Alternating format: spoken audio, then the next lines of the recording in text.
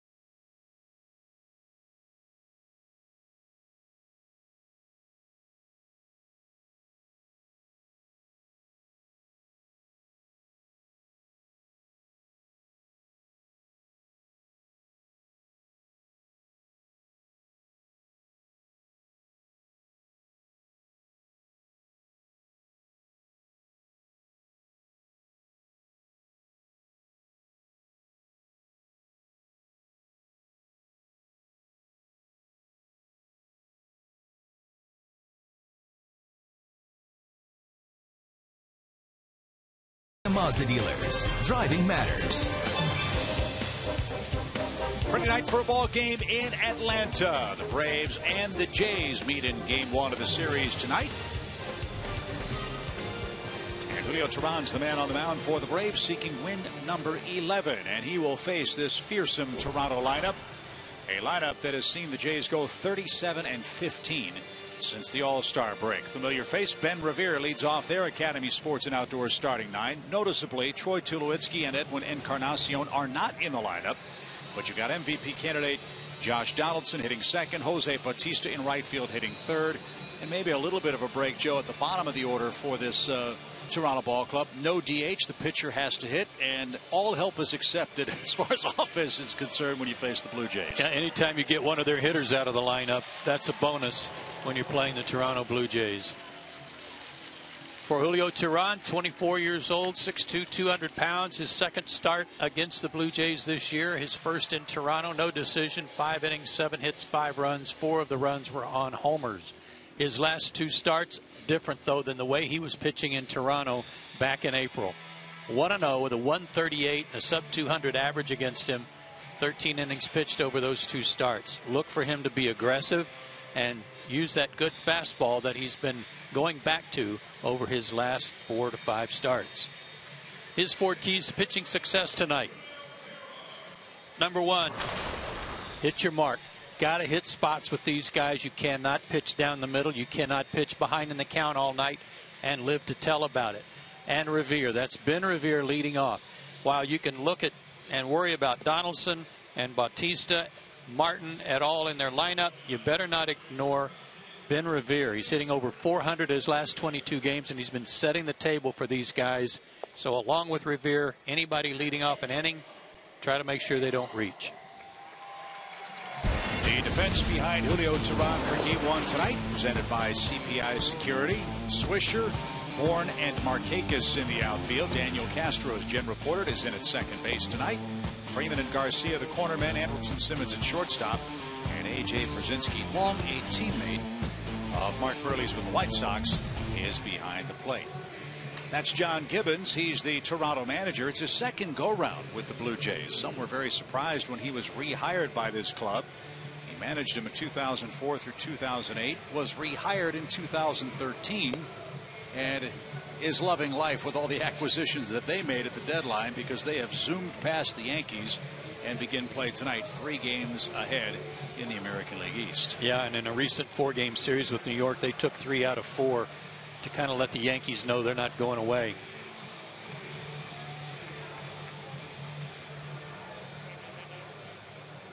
So we're just about ready to go as Ben Revere gets set to lead things off for Toronto. Revere, a former Philly, batting .336 in the American League with a homer and 10 runs batted in.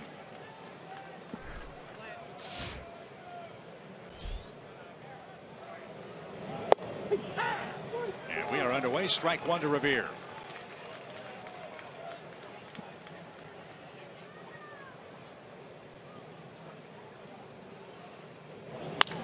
In the air, well hit center. Bourne back is going to have room, and he puts it away for out number 1. Every time these guys hit the ball in the air, you're going to catch your breath, because Toronto's hit 202 home runs as a club this year. I think it's going to be hard for you in the next 3 days, every time one's hit in the air, not to go, uh-oh. Said that enough when the Mets were in town, to be honest with you. And here's the man of the hour for Toronto, Josh Donaldson. The Toronto fans chanting MVP, and he very well may be at season's end. Ridiculous numbers for Josh Donaldson in Toronto. 8th in average, 3rd in homers, 1st in the other 2, plus 109 runs scored.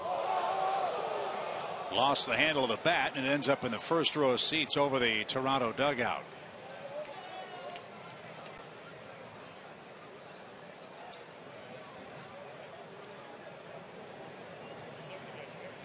Gosh, I can't believe that didn't nail somebody. And Donaldson's going to go over and flip a baseball into the stands. He wants the bat back. Well, maybe he's going to let that one remain in the possession of the fan. If he wants it back, he better hurry.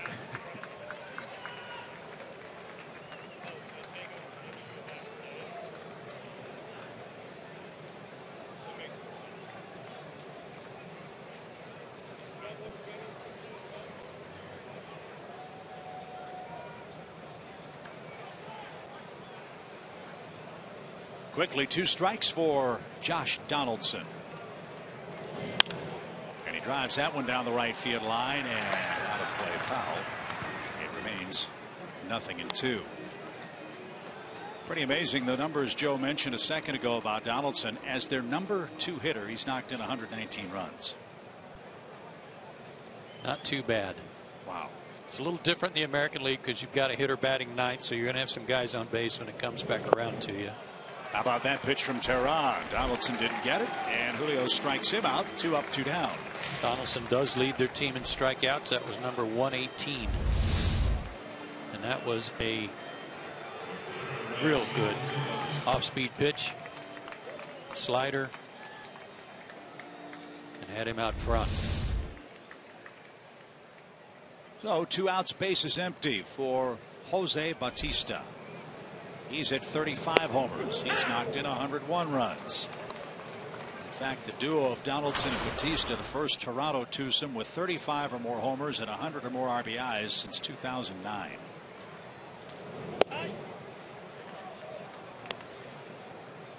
1 ball, 1 strike.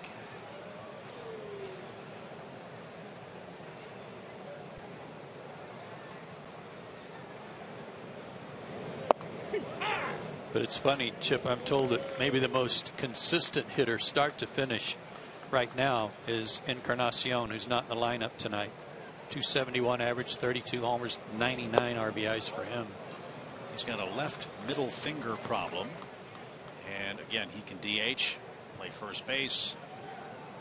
But with the big lead, John Gibbons giving him an extra day tonight. We'll see if he's in the lineup tomorrow. Swing and a miss. And what an impressive first inning for Julio Teheran. He's fired up to face the first place Toronto Blue Jays. 3 up, 3 down. Atlanta takes aim at left-hander Mark Burley in a scoreless first next.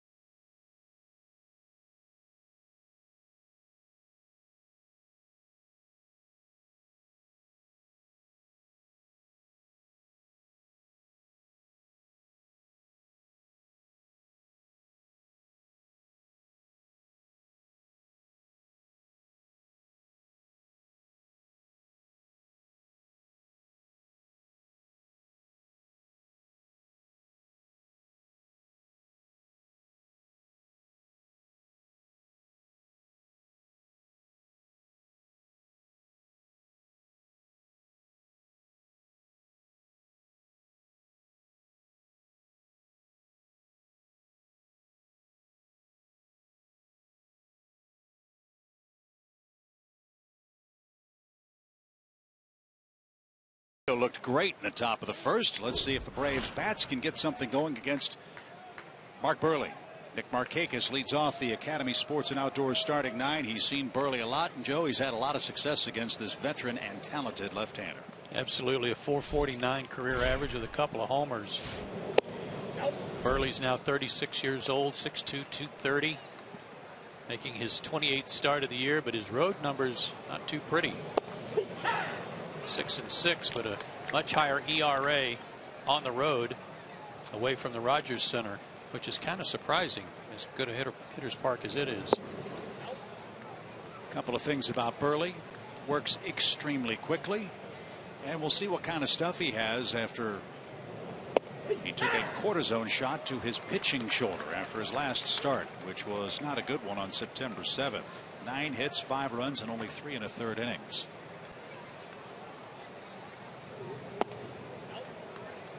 Don't expect a lot. He's not going to throw hard. He's going to mix all that off-speed stuff with a fastball that's in the mid-80s, maybe. Fly ball center. Pilar back onto the warning track, and that one 2 steps shy of the fence. Markakis is out number 1. Toronto's defense guilty of 76 errors this year. Revere, Pilar, and Bautista, a very good outfield. Donaldson at third. Goins, Pennington, and Smoke. No Troy Tulowitzki, obviously, and Russell Martin, back in his native Canada, is the Toronto catcher. So here's our pregame feature. Daniel Castro, lefty on the mound. Daniel gets a chance to play again, and boy, he's been terrific.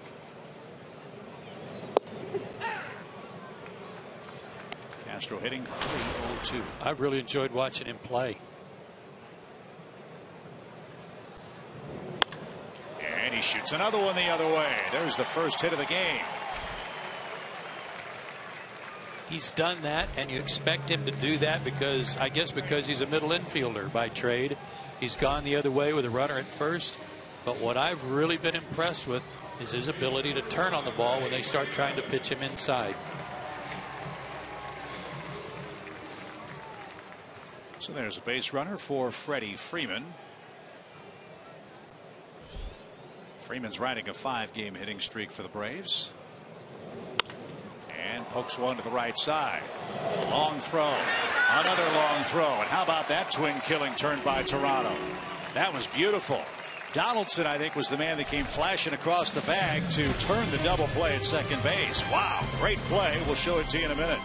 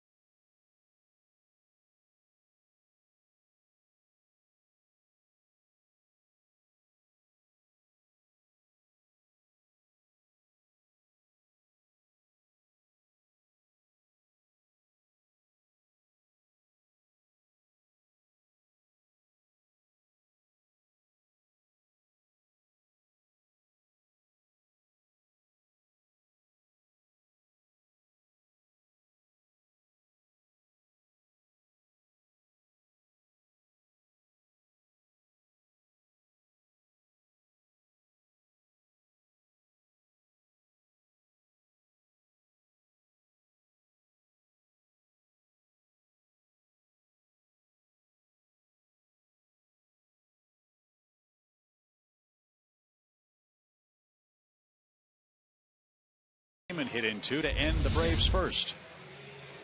Had a shift on for him, so that's why the hole was plugged up. Donaldson did not get a good feed. It was down low, and yet he handled it like he's been playing shortstop all year long. He actually signed as a catcher, right? Correct. Went to Auburn, was drafted by the Cubs, who traded him to the A's for Rich Harden, and then Oakland traded him to Toronto. He might be on his way to the MVP. So 0-0 after 1. Justin Smoak will lead things off for the Jays. He's from Braves country, went to the University of South Carolina. Former #1 pick of the Rangers. And that missed inside. 1 ball, no strikes.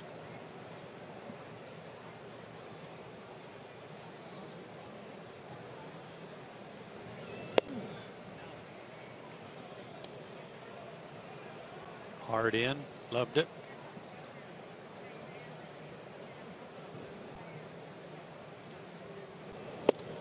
Blue Jays will be without Troy Tulowitzki for, they're saying, a couple of weeks after a collision with Pilar that did something to his collar, to his shoulder blade. Did we figure out if it was a chip or a crack? We're told it's a cracked shoulder blade, and it's going to be at least a couple of weeks for Troy Tulowitzki, who was injured in the just completed series with the Yankees on Saturday. I mean, looked really innocent. Yeah, it looked like Pilar took the brunt of it. Tulowitzki's a big guy, but then he went to the ground. So no Tulowitzki for the Jays in this series and for the foreseeable future. They did make a move to supplement the ball club. They acquired Darwin Barney from the Dodgers for cash or a player to be named later. Barney, a Gold Glove infielder in the National League. Here's Russell Martin, and he looks low. Ball 1. Julio thought that was a strike. So that leadoff walk is kind of what I was talking about with Revere. Keep him off the bases, but every leadoff batter every inning, got to try to avoid letting them reach. Good grief. Those are 2 good pitches. And 6 in a row have missed. Gary Cedarstrom's tonight's home plate umpire.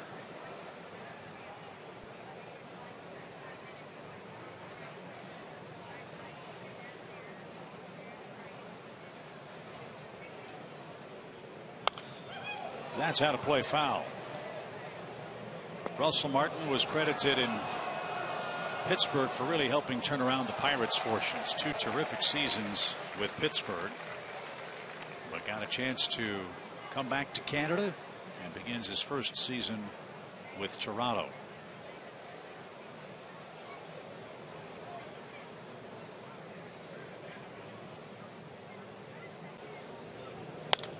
Out of play, a ripped foul back toward us. In that start April 17th at Rogers Center, Julio gave up 4 home runs, 2 to Donaldson, 1 to Devin Travis, their second baseman, who's still hurt, can't play, and 1 to Russell Martin.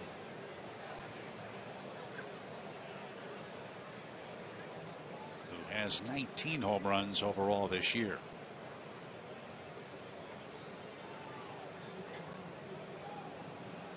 Smoke has a short lead.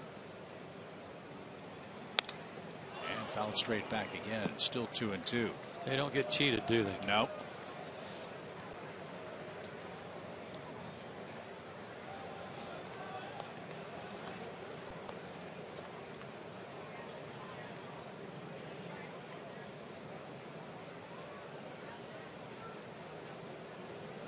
Martin grew up in the Montreal suburbs. 2 balls, 2 strikes, and Tehran got him to swing and miss. That's his 3rd strikeout tonight. 1 on, 1 out. All swinging.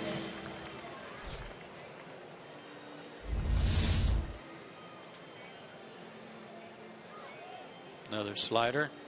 Again, took a little off, just like he did with Donaldson.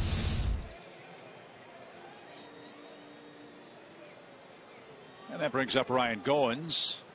4th round pick by the Jays out of Dallas Baptist College in 2009.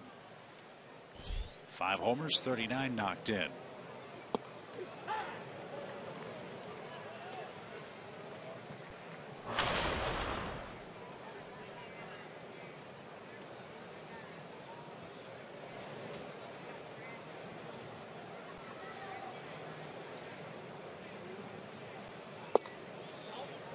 Off the plate, even count.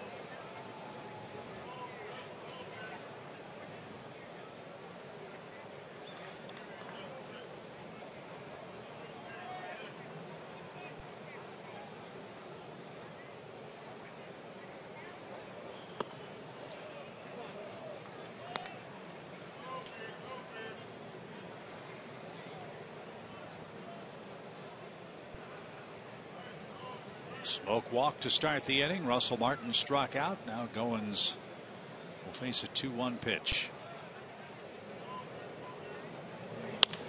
And he bounced that through the right side for a hit. Smoke on his way to second will stop there, and that's the first Toronto hit of the game.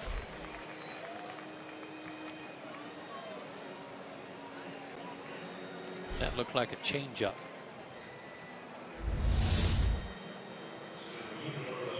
Yep. Not a horrible pitch at all. He just happened to use the hole to his advantage. So an RBI chance for Kevin Pillar, the Toronto center fielder. He's knocked in 47 men this year.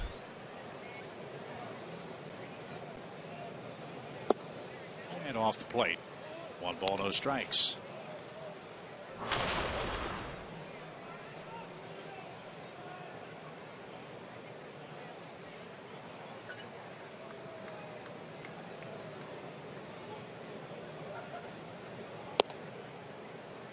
Now 2-0.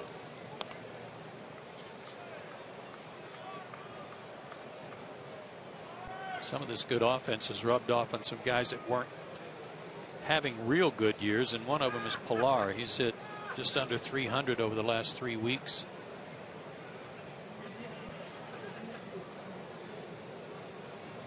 Some of that may be because he's getting more pitches to hit. People are trying to get outs where they think they can find them.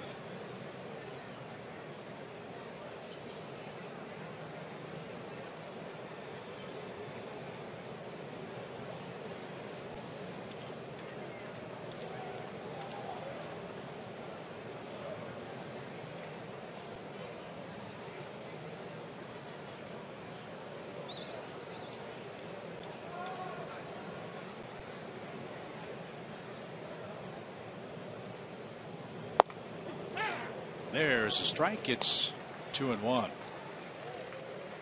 Early runs are always important when you face a team as talented as Toronto. They score first. They've won 56 games. Good pitch from Julio. 2 balls, 2 strikes. Plus, as if they needed a reason to relax at the plate, then they really get after you.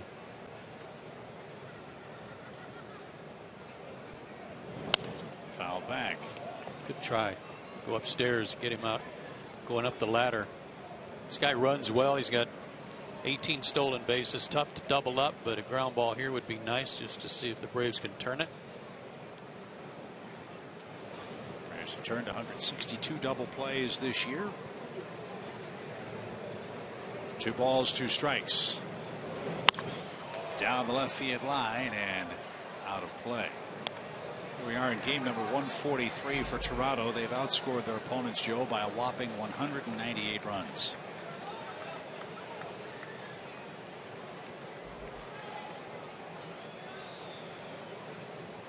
And a lot of that since August 1st.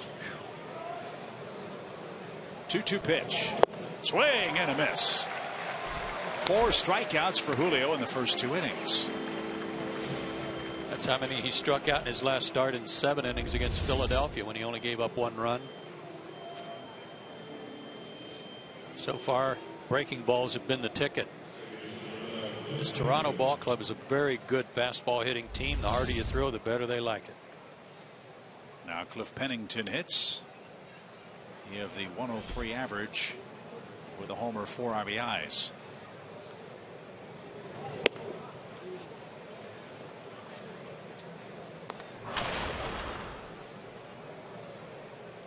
His move over to the American League has not been a good one. That 103 average is 4 for 39. Former Arizona Diamondback. And he shoots one into right field, a base hit.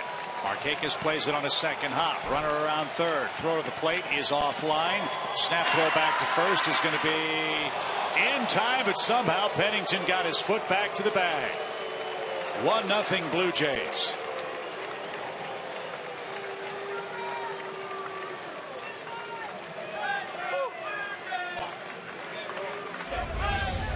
So 5 for 40. Fastball away. He pulled it, didn't hit it very hard. That gave Smoke a little extra time. Looked like it took Nick a couple of crow hops to get rid of it. And then they've got the out at first, but somehow Daniel's tag was up high, and it looked like the foot got there before the tag.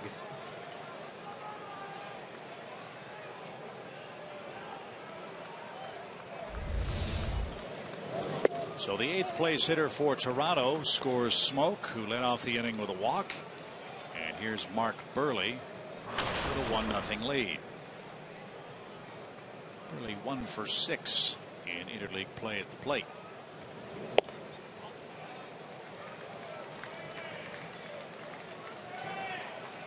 That's a killer for Julio, who was making really good pitches with the breaking ball and looked like he was going to be in a good position to get out of this inning.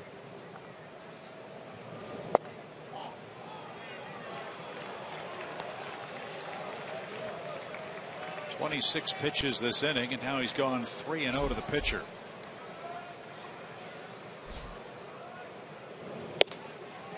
And on on 4 straight. Mark Burley walks to load the bases.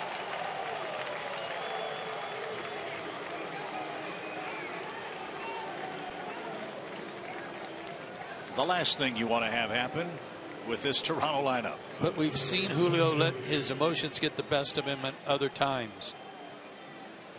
And giving up that base hit to score the run, not getting the out at first, you got to still come back and make pitches and not just rapid fire pitches in anger that don't find the mark, especially to the pitcher.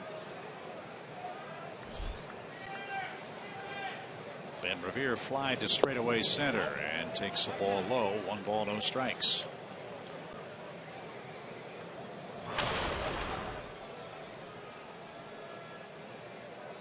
Looks like AJ's out to try to get him to take a deep breath and start over.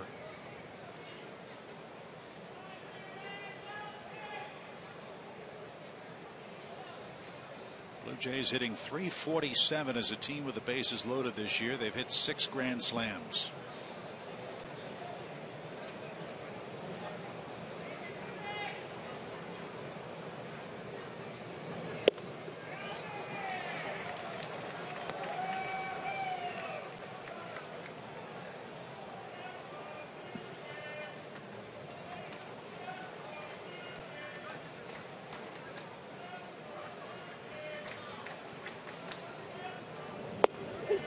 That one found the mark. 2-1.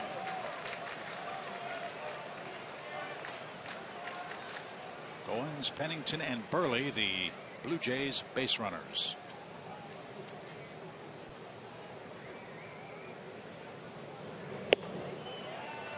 Now he's got to throw a strike. With Donaldson waiting on deck.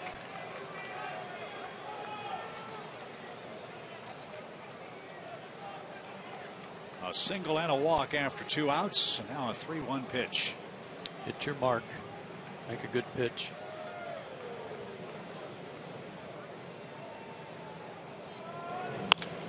Sharply hit. Castro smothers and recovers to throw to first in time.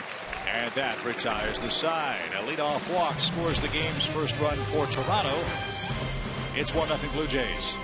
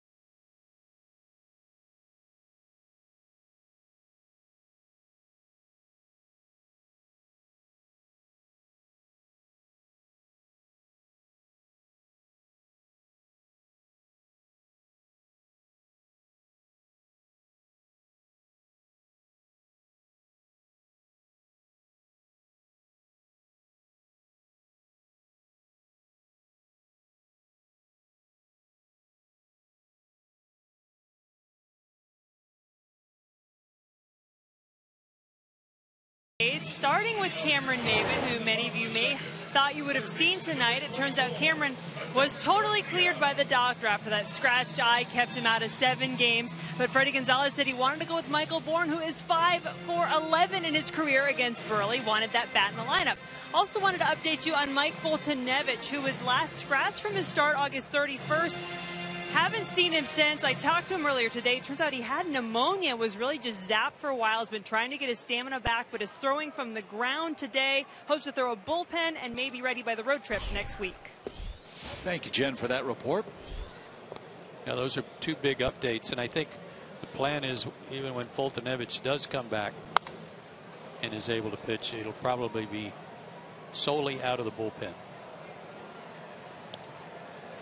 So Mark Burley staked to an early lead. He'll face Adonis Garcia starting the second inning. Garcia with 8 homers, 18 RBIs. Has 6 hits in his last 11 attempts.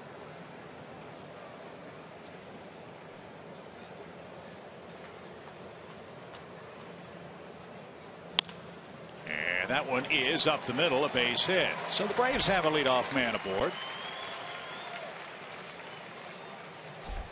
And here's A.J. Pierzynski. Braves do have some veteran hitters in this lineup, Joe, that have had good luck against Mark Burley. Yeah, and A.J. Pierzynski, his old teammate, is one of them. Told you about Markakis hitting almost 450 in his career against him, a couple of homers. Nick Swisher, good numbers. And A.J. Pierzynski, 10 for 25 against his old battery mate. And if anybody could give the hitters a scouting report on Burley, it would be A.J. Was hitting .292 for the year with 7 homers, 44 driven in.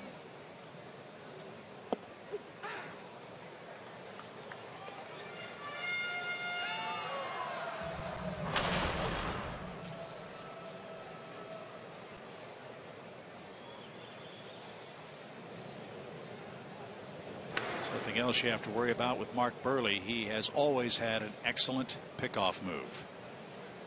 So base runners don't take too many liberties with him. He's picked off 101 runners in his career.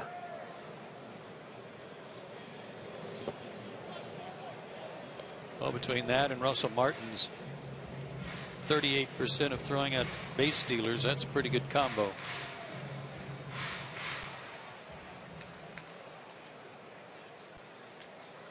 See, he's got some Rawlings gold there on his chest protector. Sharply hit and into the right field corner. Garcia around second, on his way to third. Bautista fields it cleanly. And the Braves will play for a big inning, second and third with nobody out. So A.J. Pierzynski rips a double against Mark Burley, and the Braves are in second inning business. Down and out over the plate. Just had to get it by Smoke, and he did.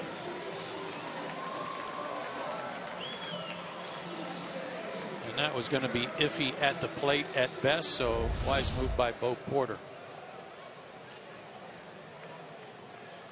A.J. now 25 hits away from 2,000 in the bigs. And Nick Swisher's in the box. Great chance for the Braves to at least tie it. And that missed inside, ball 1.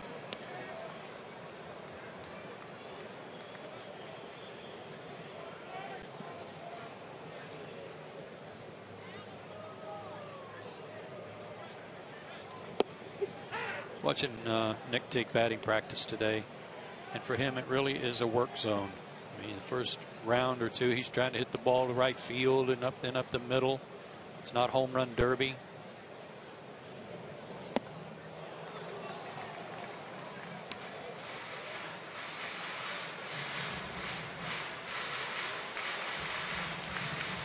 Chan's keeping track of Burley's velocity so far in the game. He's now thrown 20 pitches. His fastest pitch, 83 miles an hour so far.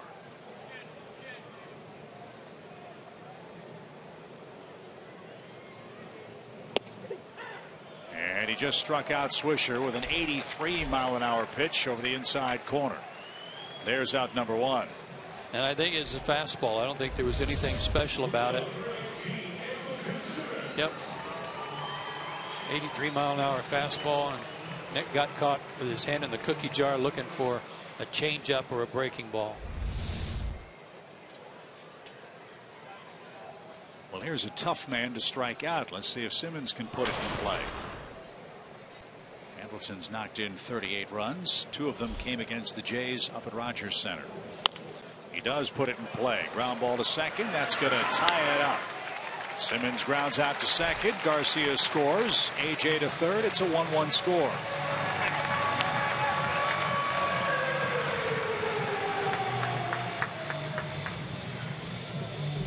Nice job.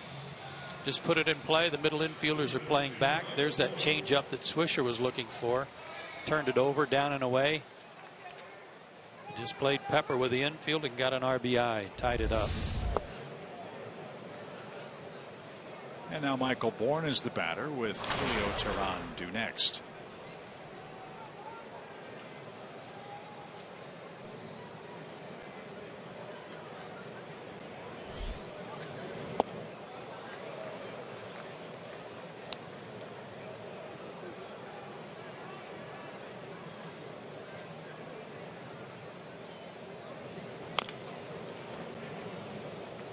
That's out of play. 1 ball, 2 strikes. Told you Mark Buehrle's the fastest worker among all major league starters. And he's back at it again. 1-2 pitch in the dirt. 2 balls, 2 strikes. Blue Jays already have action in their bullpen. They must not like what they're seeing in terms of the lack of velocity for Mark Buehrle. And with their sights on a whole lot more than just this game coming up, they may want to be trying to, maybe they're thinking about protecting him and not letting his pitch count get up. Ryan Tepera is the man up and throwing for the Jays. 2-2 pitch. Just missed corner. Full count. A lot of innings in that left shoulder for Mark Buehrle. And he just walked Michael Bourne. Pitchers coming up. And that's something they don't do. The Blue Jays don't walk many guys. In fact, they're #1 in the American League as a staff with the fewest walks. And Buehrle only 28 of them now in about 175 innings. He's trying to get to 200 innings again. He's done that 14 consecutive seasons. He's struggling here in the second inning. Game tied at 1. And Julio pops it out of play over the Braves dugout. Strike 1. I think that's going to be very difficult for him to reach this year.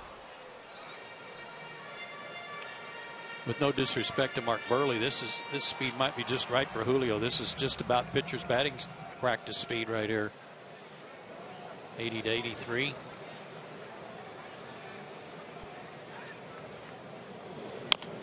Bouncing ball toward Donaldson at third. Got the friendly hop, and the throw to first is in time. And that retires the side. Braves got a leadoff man on in the second. Adonis Garcia scored, and we're tied at 1.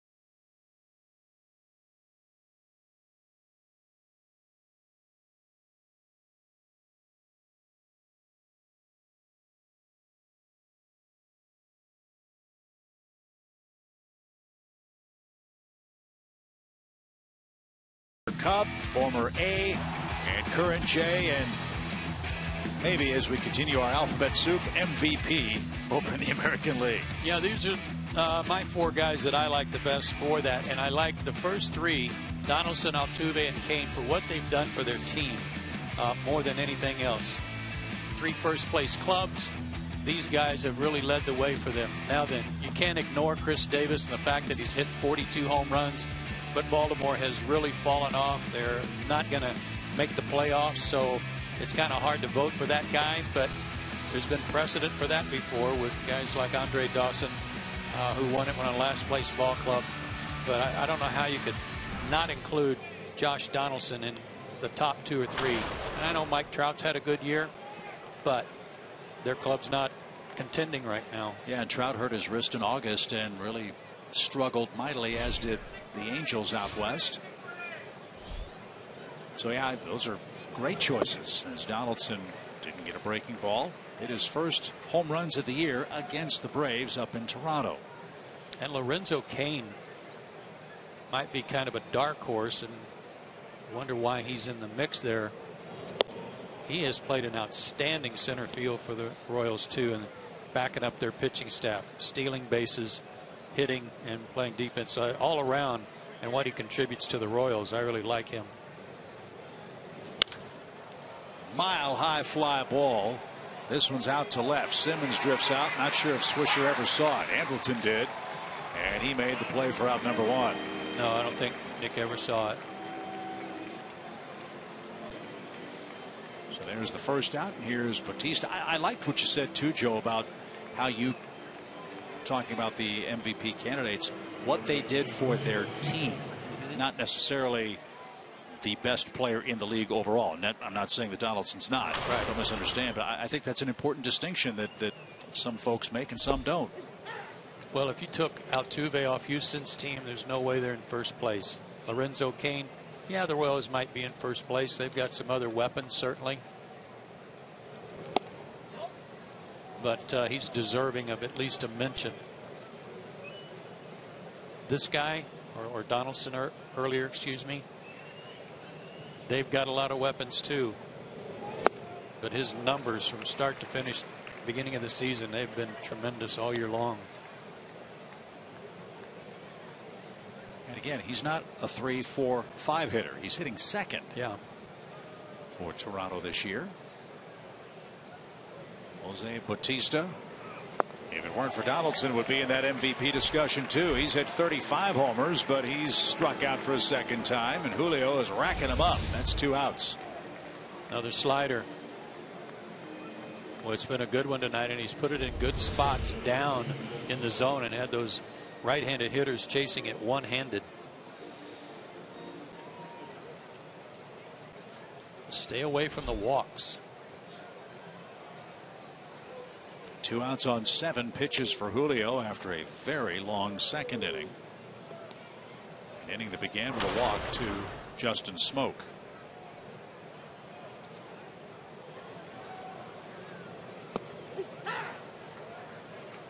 Fans in Toronto are fired up about this club, and rightfully so. It has been a long time since the Blue Jays have been in postseason play. 1993. They've got another big series coming up with the Yankees at the Rogers Center. Final dates with New York. I think that postseason drought is one of the reasons they went for it so big at the trade deadline. Getting Tulowitzki, getting David Price, making some other moves that also complemented their ball club. But it's like, we've gone long enough. We've got a chance. Let's go for it.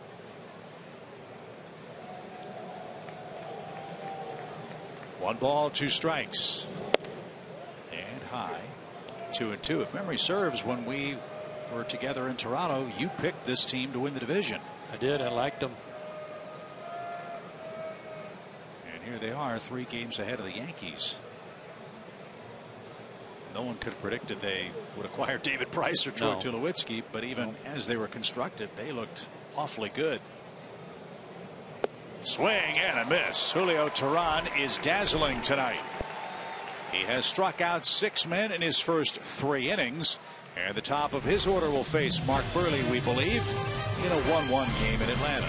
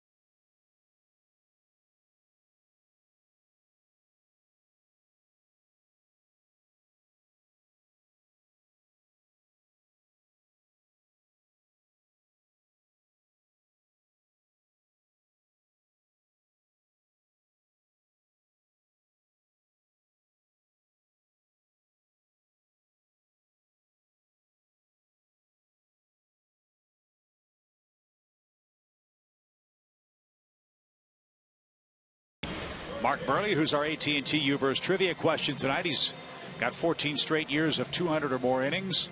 Who holds the record for most consecutive 200 inning seasons? How about Phil Niekro? A great guess.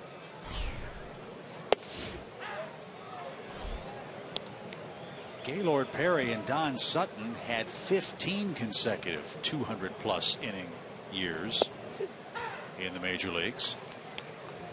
And Burley has some work to do if he's going to get there this year. But he's back out there after the Jays bullpen got busy in the second and might have just cracked the bat of Nick Markakis on an 0-2 pitch. Like he hit that rather than get hit. That was so far inside.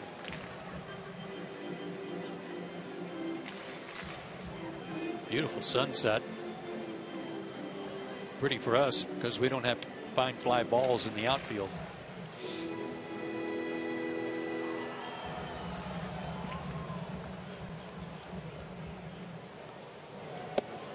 And missed outside. 1 ball, 2 strikes. Pitch as long as Burley has. That ball's hammered down the right field line, and that's going to one hop off the base of the wall. Batista's got it. Markakis glides into second base. He's got a leadoff double. Big hanging curveball there. Went away with a pitch, then tried to come back with that curve, and it just didn't drop for him. I would think, Joe, he's got to rely on location, does he not? Yeah, he does, especially given this is his first start back after that cortisone shot. And we told you about the most recent start that was a real rough one at Boston. Castro lays down a bunt. Smoke flips to first and in time. Castro thought he beat the play at first base. Markakis is at third. The Braves might want to take a look at this. Bang, bang play at first. Might have been some confusion between Burley and Smoke. And a good job by Daniel again just to get the runner over. Hey, the fact that he had to see where his foot is, it's on top of the base, and then he had to reach down.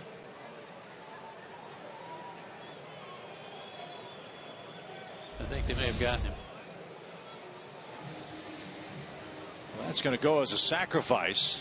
Another good appearance by Castro at the plate. Markakis at third with 1 out. I'm with you. You see that guy play? You like what you see. Yeah. A lot of good things. Infield in for Freddie, who hit into a double play in the opening inning.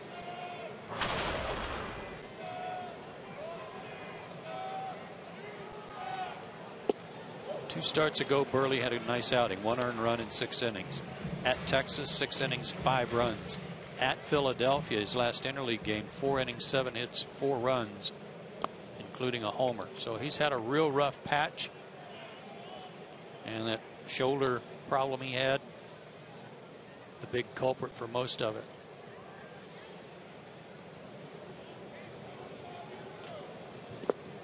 Freeman had a big series north of the border, you might recall. These folks were from Canada. And he had 5 hits, including 2 homers.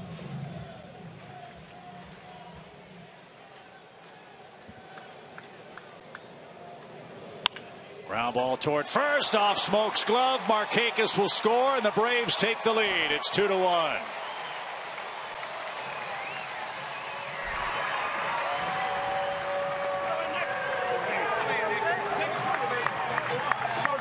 Infield in, very little time to react.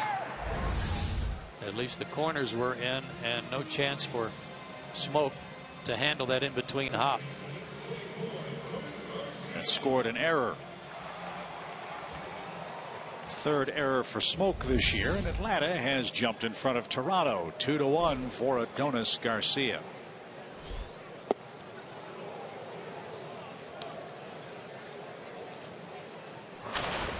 Smoke is an outstanding defensive player. He had a real long stretch of errorless games. Ground ball to short. That should be 2, and it is. A leadoff double, a sacrifice, and an error by Smoke plates the go-ahead run for the Braves. And we go to the 4th inning.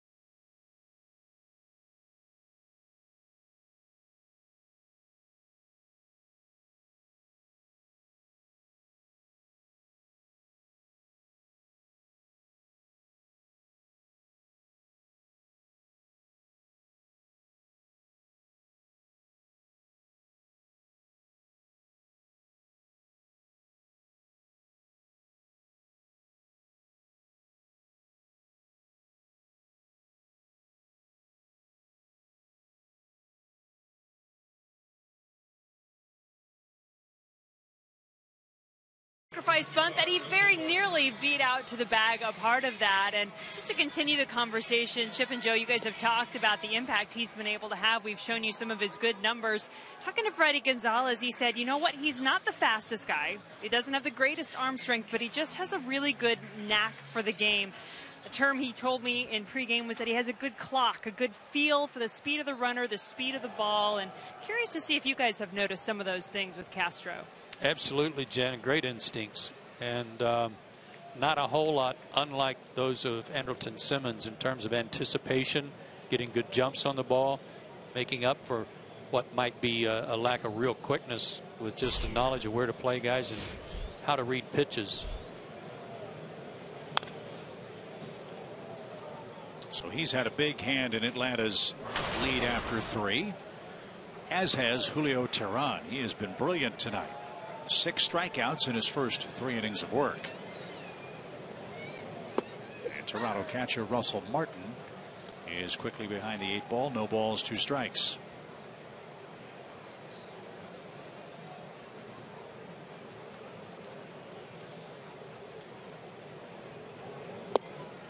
Julio got him swinging again. That's 7 already, and 3 in a row. And all swinging, right? Yes. And I think just about every one of them on that pitch, that slider. And now he wants to work quickly. Ryan Goins, a 2nd inning single.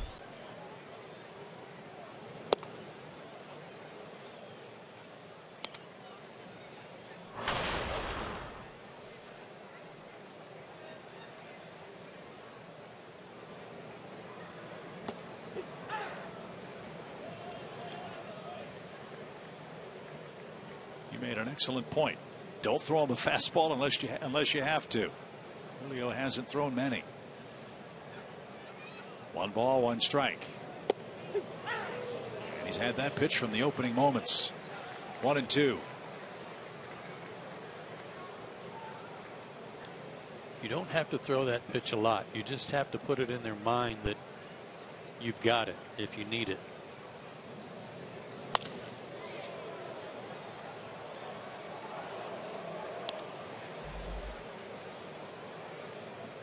Goins is still alive. It's a ball and 2 strikes. Boy, that's cool. Automatic scorekeeper. Liking that. Just missed the corner. 2 balls, 2 strikes.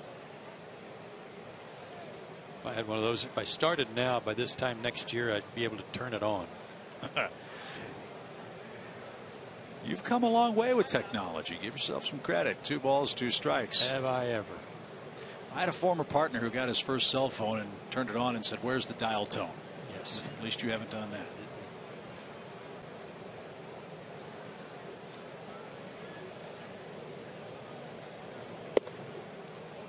Full count.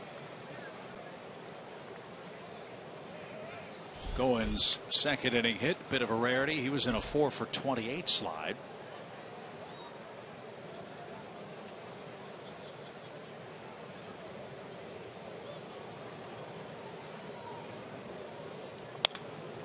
And out of play again.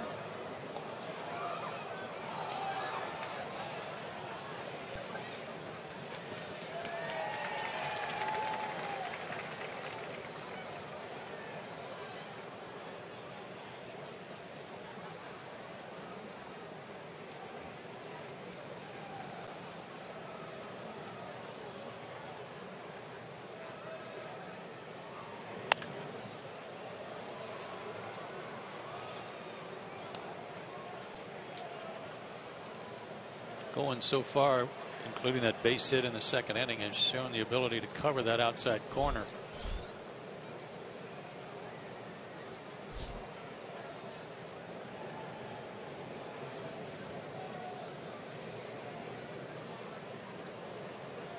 And now AJ wants to chat. While they chat, I was looking at Daniel Castro's numbers. He's from Guaymas, Mexico, a beautiful spot on the coast, the Mexican coast. He won't be 23 until November. I mean, he's just a baby, and he spent 2 years or a year and a half in the Mexican League at Saltillo. So he's got experience there, played well there.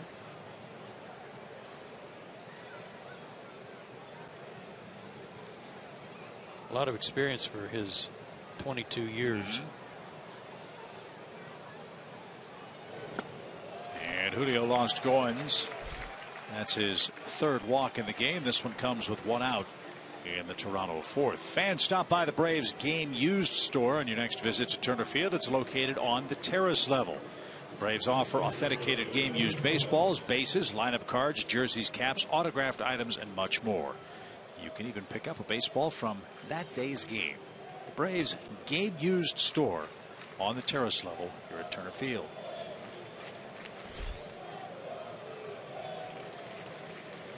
Kevin Pillar, 1 on, 1 out.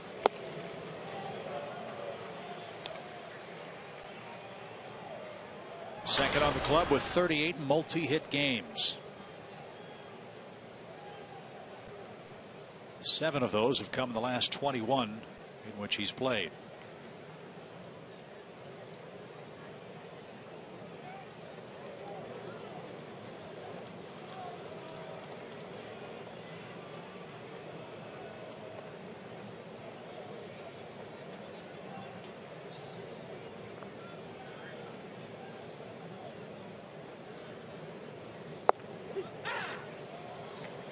Quickly 0-2.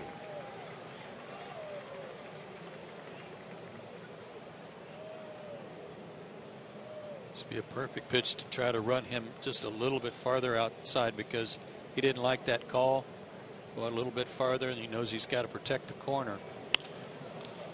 Little pop. Castro should have no trouble. And he's got it. 2 outs.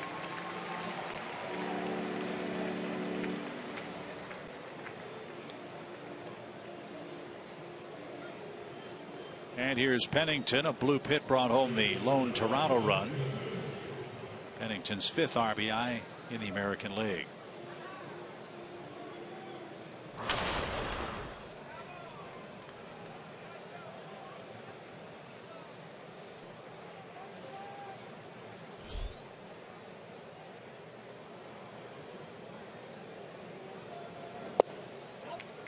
And that's outside.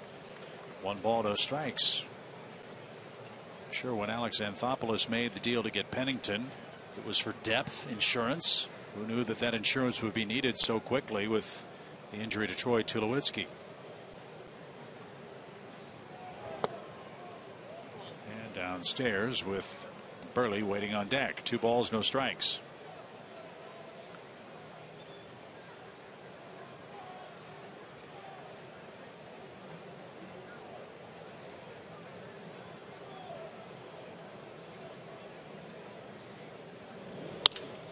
Another hit by Pennington. And Goins all the way around to third base, and they're at the corners for Burley, but with 2 outs.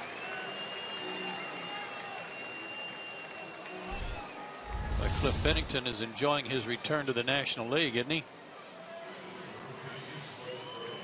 He has had a horrible time of it since he joined the Blue Jays from Arizona, but he's 2 for 2 tonight.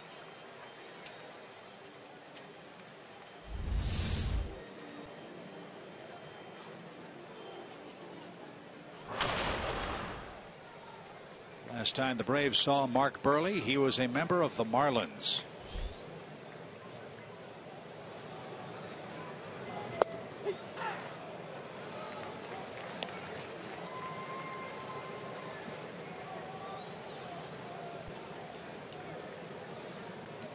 That gigantic trade between the Fish and the Jays. 0-1 pitch. And foul to the screen. It's 0-2. Well, he's had a great career. He's thrown a perfect game. He's got a no-hitter. He's won the Gold Glove 4 times. 213 lifetime wins.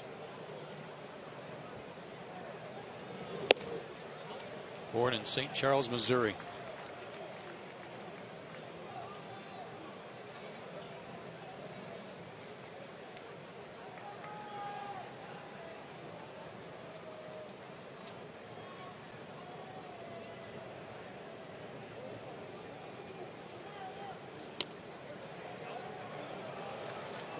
That was almost to the backstop.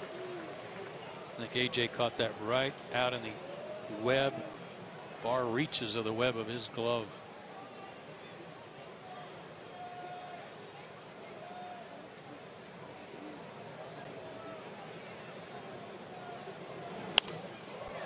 Pop fly foul out of play over the Toronto dugout. We'll do it again.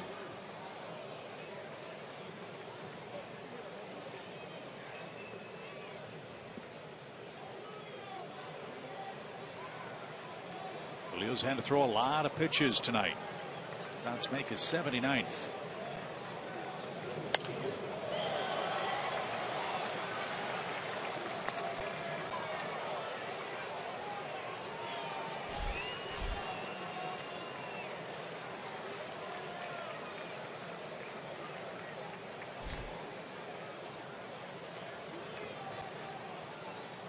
Can't let this slip away with the pitcher up there. Can't let the ability to get out of the inning get away from you. Rolled to first. Freeman's got it, and that will retire the side. Julio's thrown 80 pitches through 4 innings, and he enjoys a 2-1 lead at home.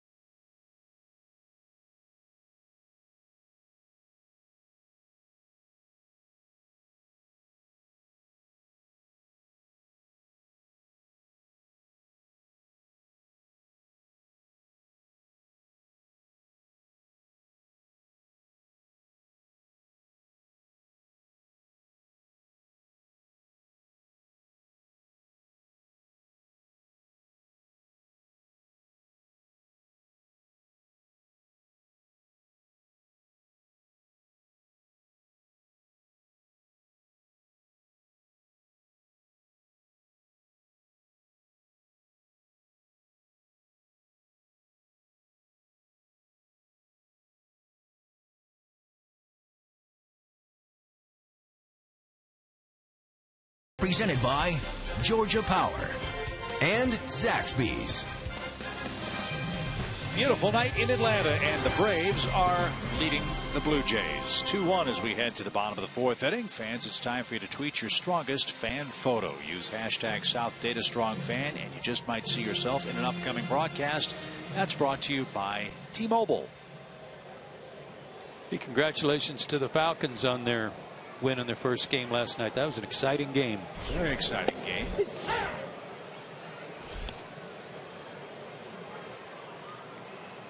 A lot of the Toronto Blue Jays were at the game last night. They had an off day here in Atlanta as AJ shoots one the other way and is 2 for 2 against his former battery mate Mark Burley. Jace Peterson was at the Falcons game last night too, I saw. Jace was just waiting for an opportunity for them to say, we need you. Corner blitz, come on.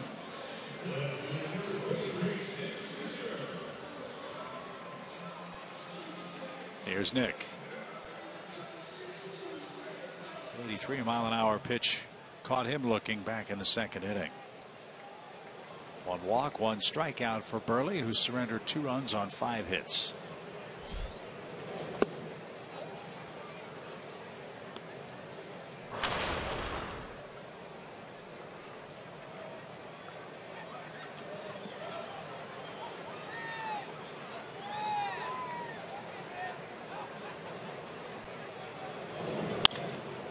To short.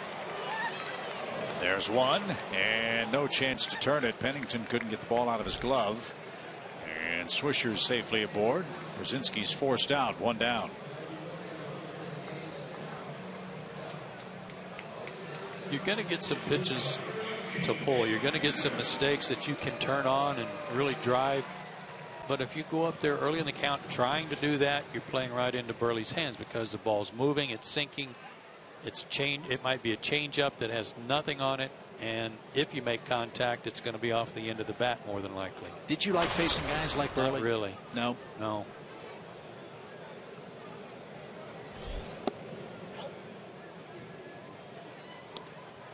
One ball, no strikes for Simmons. Because it's easy to, even out of the stretch, it's easy to get caught up in his motion because he kind of rushes at you. Right back to the mound.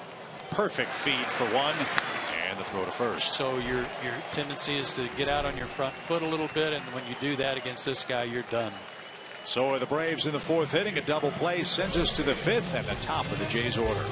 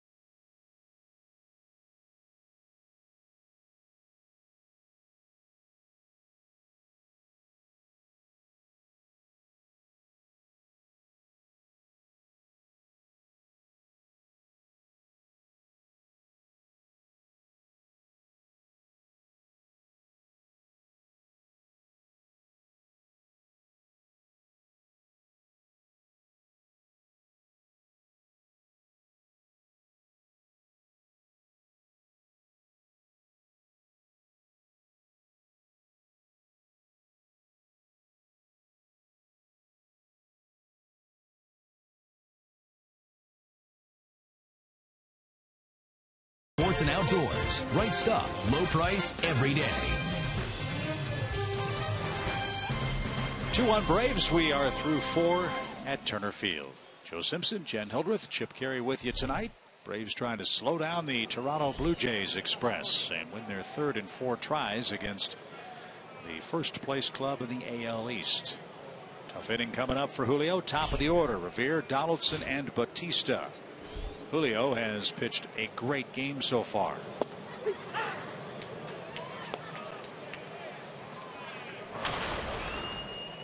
Seven strikeouts.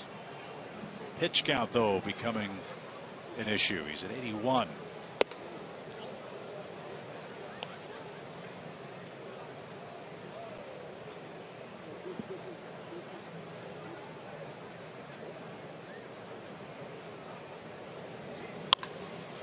Down the right field line, but that's pulled foul. Right off the top of the wall. Marquez will make a friend in the right field seats. 1-2.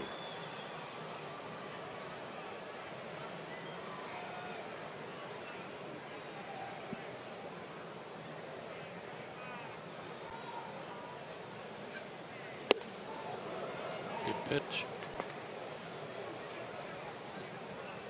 Got to get some of the plate back.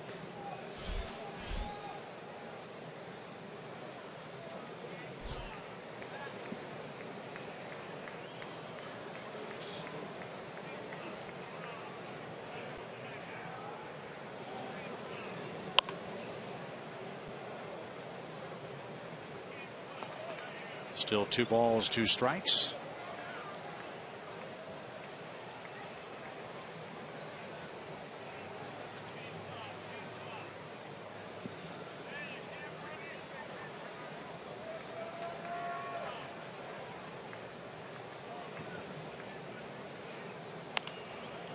Wow, that's right off the thumbs. Revere has kind of calmed a left field situation that was problematic for the Blue Jays. They've tried a lot of people prior to Revere out there that just wasn't working out too well. Ben's a good outfielder, solid leadoff guy.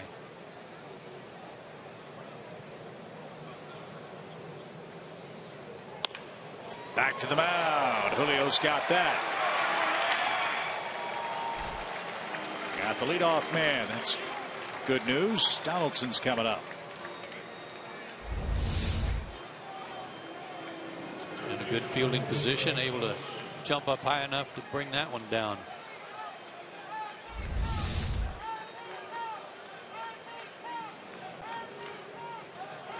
Donaldson is struck out and flied out.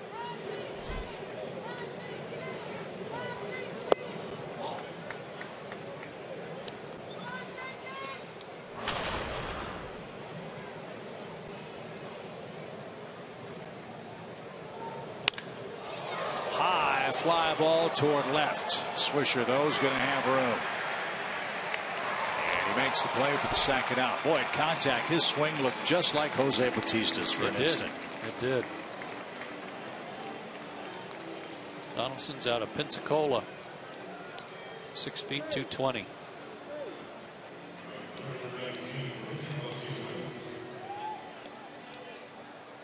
And here's the real thing. The Toronto right fielder Bautista has struck out twice.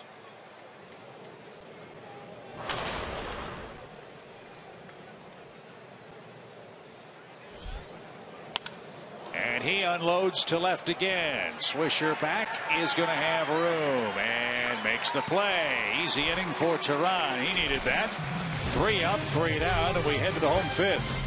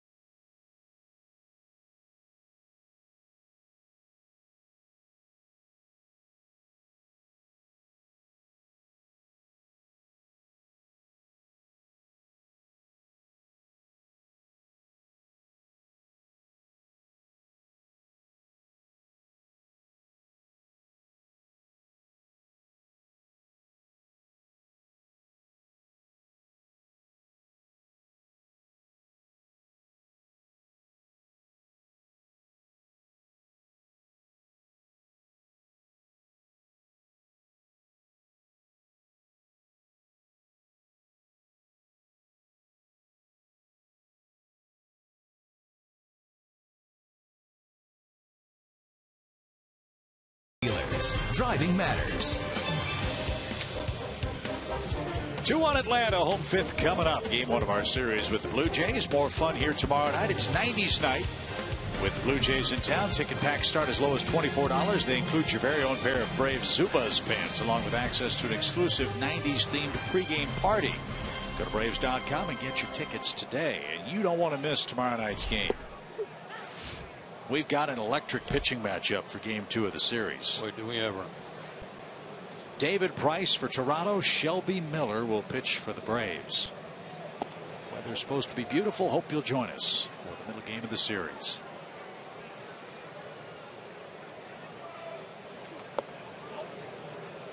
Michael Bourne, Julio Teheran, and then Nick Markakis versus Mark Burley. He's allowed 2 runs on 5 hits. He nearly hit Michael with that one. 3 balls and a strike. Too bad it didn't graze him. Get him on, bunt him over, drive him in.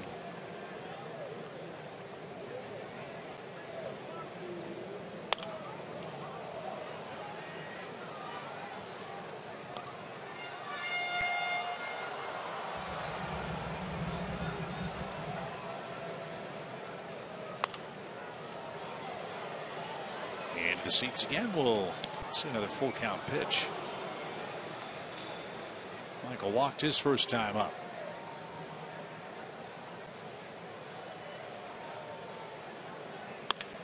And he's going to ground to second. Nice recovery by Burley to get Michael Bourne 1 away.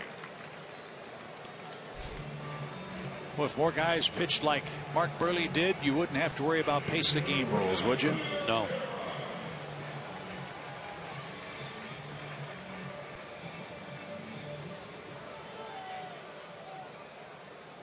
Listening on one of the baseball shows, there's that fast pace that you alluded to earlier. One of the shows on satellite radio on the MLB network about pace of play. One of the guys, and I don't remember which one, said something that's not pace of play, it's pace of season, that they were advocating a shorter season. Julio Teheran to center. Pilar can't get there. He knocked it down.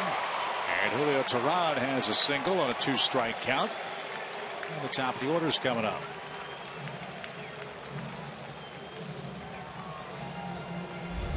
Fifth hit of the year for Julio.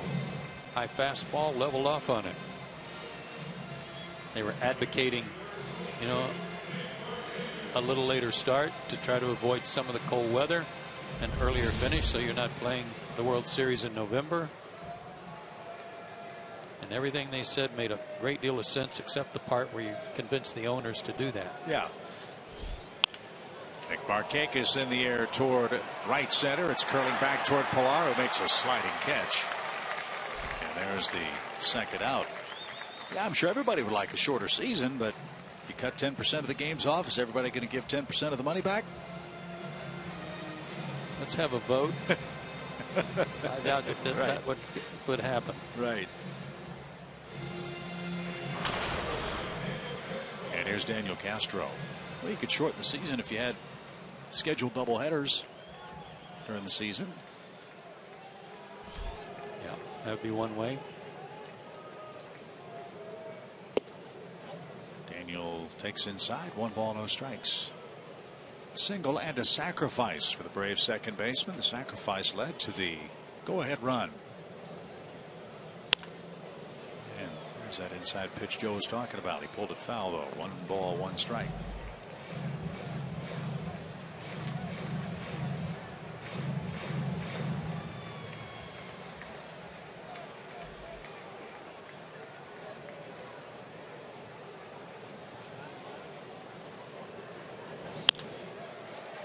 And it's the use of his top hand, Chip. If they try to bust him in because everybody thinks, well, he's just a middle infielder, and they try to pitch him in and jam him, he gets his hands inside the baseball, but it's a quick top hand that helps accelerate the barrel through there.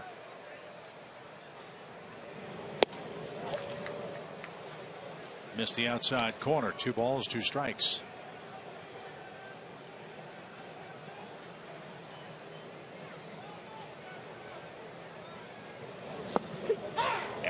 at the knees. Burley takes care of Castro and the Braves. We head to the 6th. Good ball game in Atlanta. Braves lead at 2-1.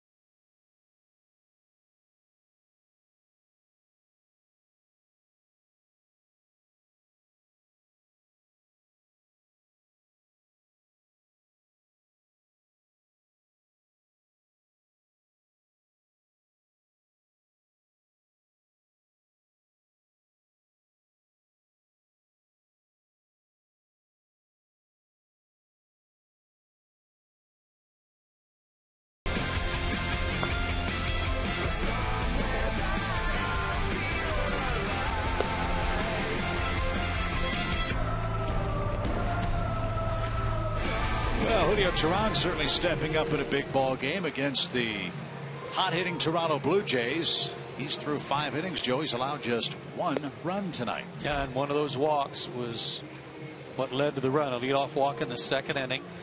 He gave up 2 hits in that inning, walked another batter, but that walk ultimately led to the only run the Blue Jays have so far.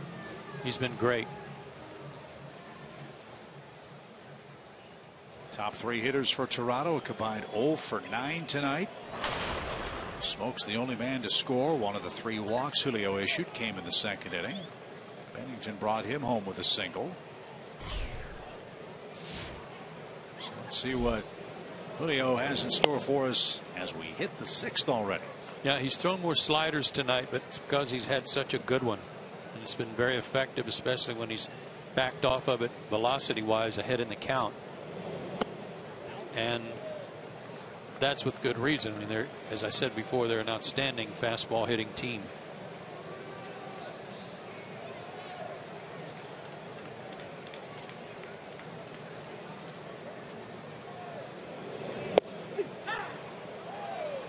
Got a little help there. Didn't get much early in the game, but he's happy to have that strike called. 2-1 the count to Smoke. Boy, Donaldson looks like Shelby Miller, doesn't he? Sure does. Same hairstyle. Good change up.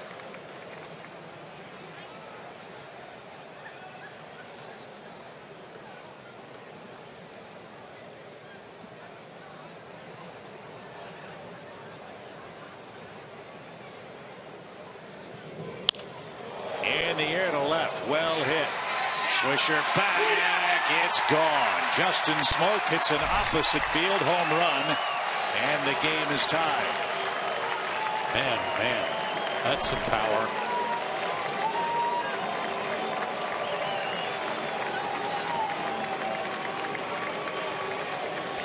It was a fastball, but it was away from him. I think it was up a little bit too, but he had to reach for it. Target was in, pitch ran away, wasn't even a strike. Boy, oh boy, that ball jumped. 16th home run for Smoke. The 72nd homer hit by the Jays in their last 43 games. And they've leveled it off 2-2 here in the 6th.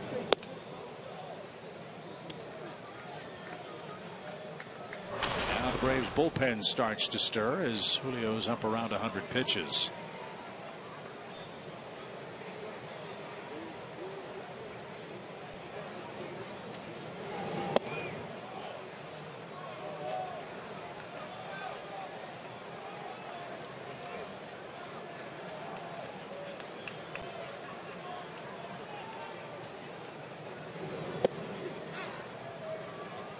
3-1 for Russell Martin. Julio has struck him out twice.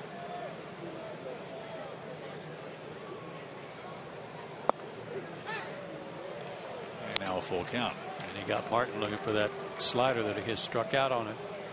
Has struck out on twice. Took a fastball. Simmons at short will charge. And he got Martin easily. There's the first out.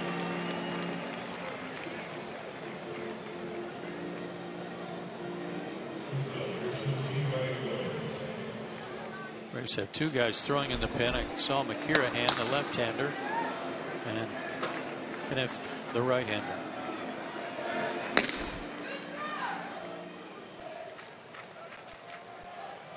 Goins has reached twice. He singled and walked. Look out. Mercy. Right over the top of Kevin Pillar, who is standing off the on-deck circle and over the top of that protective netting.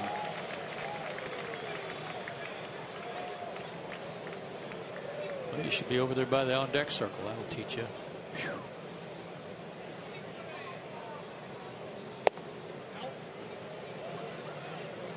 1 ball, 1 strike.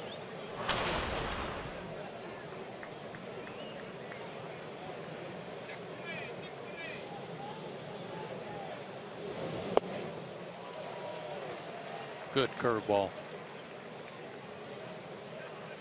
One of his best of the year in terms of consistency tonight. He's on a nice run. 4-1 over his last 8 starts. And a tie game tonight.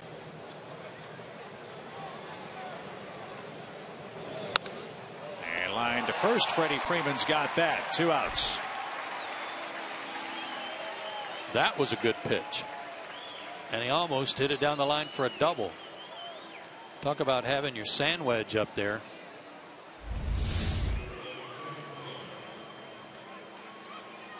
Went down and raked that.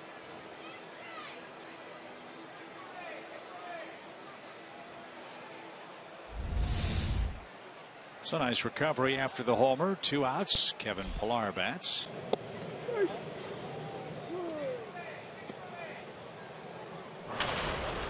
Pillar's a smart cookie. He was a math major at Cal State. Had a long hitting streak as a collegiate player, over 50 games consecutively with a base hit. Last year played in 53 games with the Jays, hit a couple of homers. And he's got a 2-out hit to right. 5th Jays base hit. And here's the man that has given Julio the most trouble, Pennington. 2 singles, including a run scoring hit back in the second.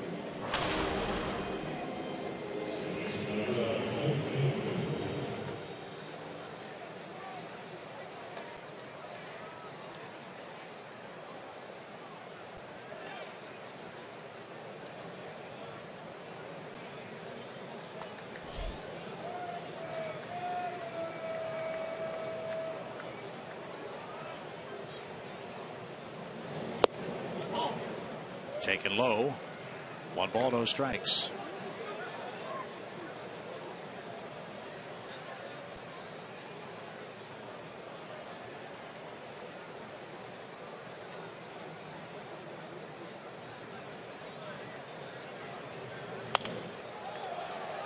Mark Burley is the next scheduled hitter for the Blue Jays.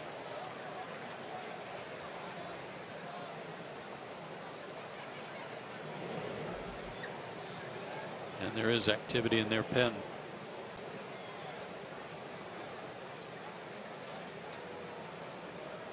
Chris Colabello's the man on deck. 1 ball, 1 strike. Runner goes. Pitch way outside. AJ's throw is late. Perfect pitch to run on. So Pillar has his 19th stolen base. And he's in scoring position with 2 outs. Big jump too. Great crossover step. And a good thing that he got every bit out of that jump because the peg was right on the bag.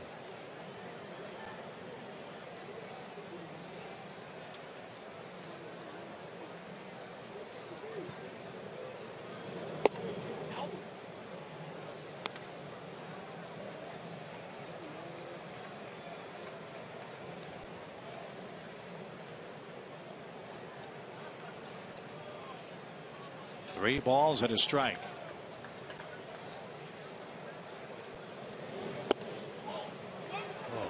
And Julio thought that was good enough. Didn't get the call. So Colabello is being called back. And let's see who comes out for Toronto next.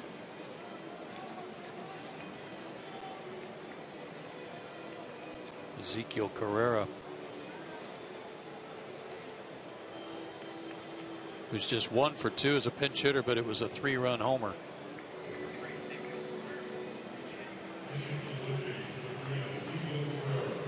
Burley went 5. 6 hits, 2 runs.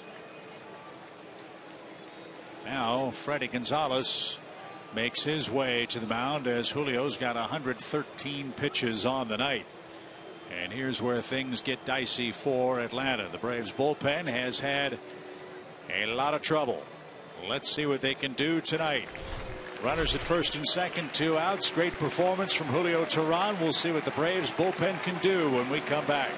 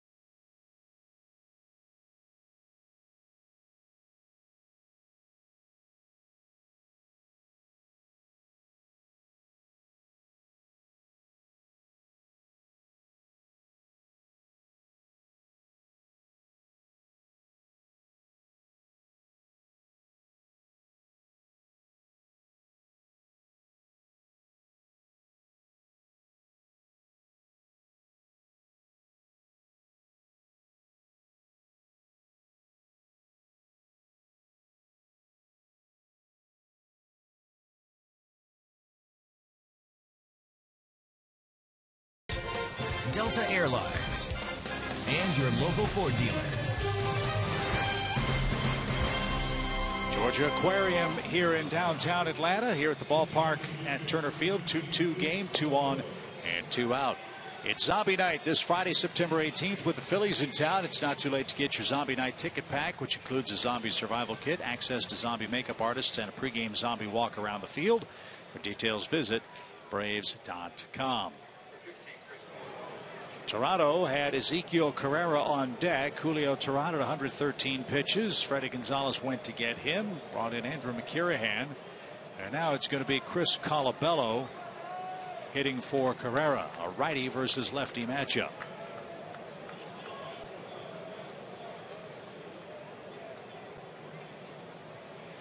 It has been a rough couple of months for the Braves relief corps. And a shot to Castro, who tracks it down on the first pitch. And that retires the side. 1 run, 2 hits, 2 left. The smoke homer ties it at 2. Home 6th coming up.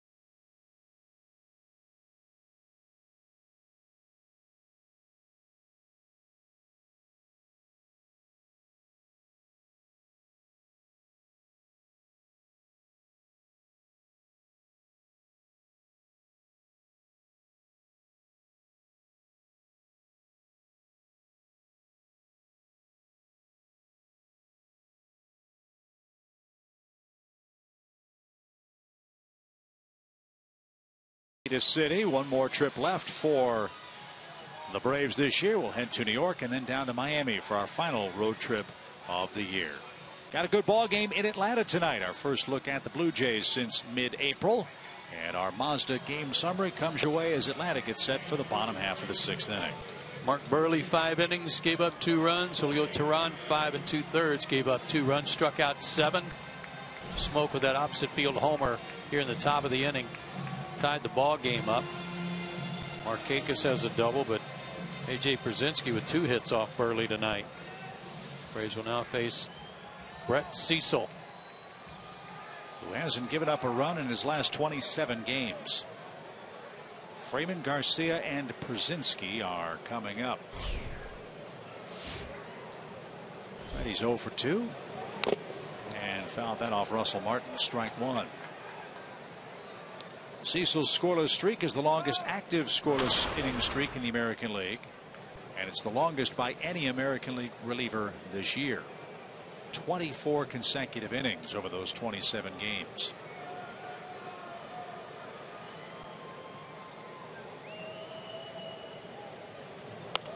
We showed you some numbers on their pitching staff.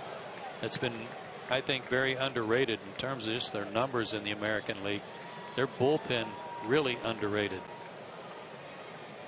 They had a pitcher, Aaron Sanchez, who was on the disabled list, a starter. And when he came back, they put him in the pen. And he has been outstanding in the pen as an 8th inning guy for their closer, Roberto Osuna. But they also signed Mark Lowe. There are the numbers. Made a deal for Mark Lowe from the Mariners, and he has been a real good 7th inning guy, under the radar type acquisition. And you have this guy who's dynamite, throws hard, as you just saw Freddie having trouble with him. They've assembled some pretty good people. Well, and you know, when that man pitches, David Price, you have an excellent chance that he's going to pitch 7, 8, or 9 innings once every 5th day, which obviously lessens the strain on the Toronto relief corps. So yeah, I agree with you that there has not been enough talk about how good the Jays pitching has been. It was good tonight, starting with Burley. Now Cecil faces Adonis Garcia, and that missed low, ball 2.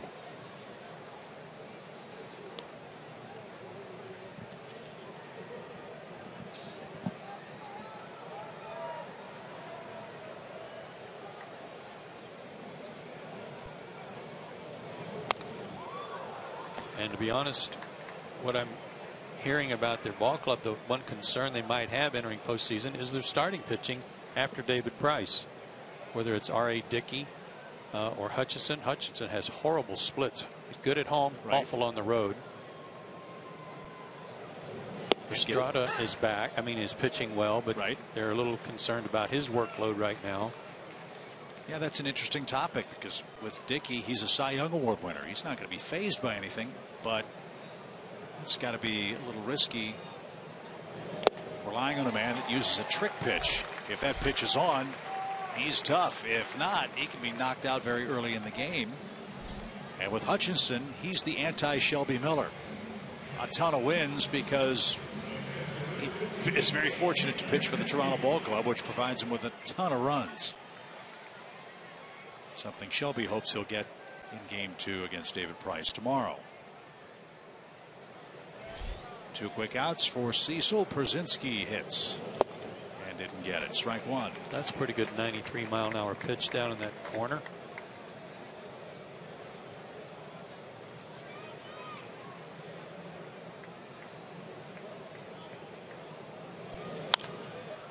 Popped up. Donaldson left side, foul ground, lots of room, makes the play. And Cecil works a 1-2-3, bottom of the 6th inning. Top of the order coming up for Toronto, tied at 2.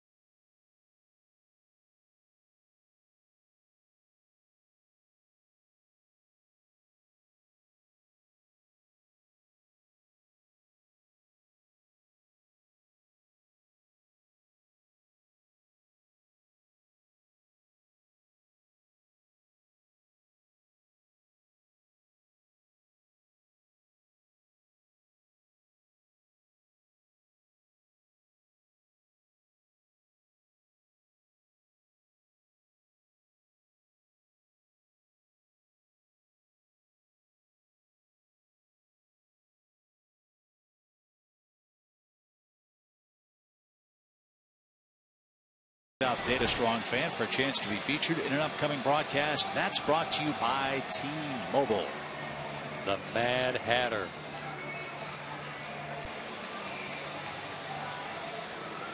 Nobody's mad about this game. It's been a good one tonight. But here we go to the 7th inning. 7th, 8th, and 9th for the Braves relief corps has been, well, quite frankly, awful of late.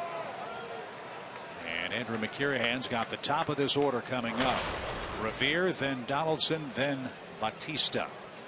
Smokes the cleanup man, and he's scored both Jays runs. He's the 4th place hitter.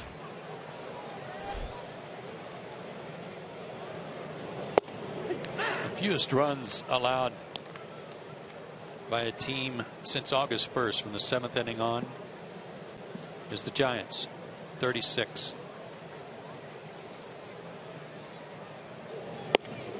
Rangers 41. The Braves have allowed 101 since August 1st. Since August 1st. That's 41 games. Yes. Now then, that's the top. The Braves are at the bottom. To third. That is a fair ball. Garcia, nice play to get Revere one out. You got a fast man. I gave you first and second. I'll give you number 30, who is the Braves, at 101. The next highest at number 29 is the Padres, 77. So the difference between 29th and 30th is 77 runs and 101 runs. Well, McKirahan did his job. He got a line out and a ground out. And now it's a righty-righty matchup for Atlanta with the big boppers for Toronto coming up.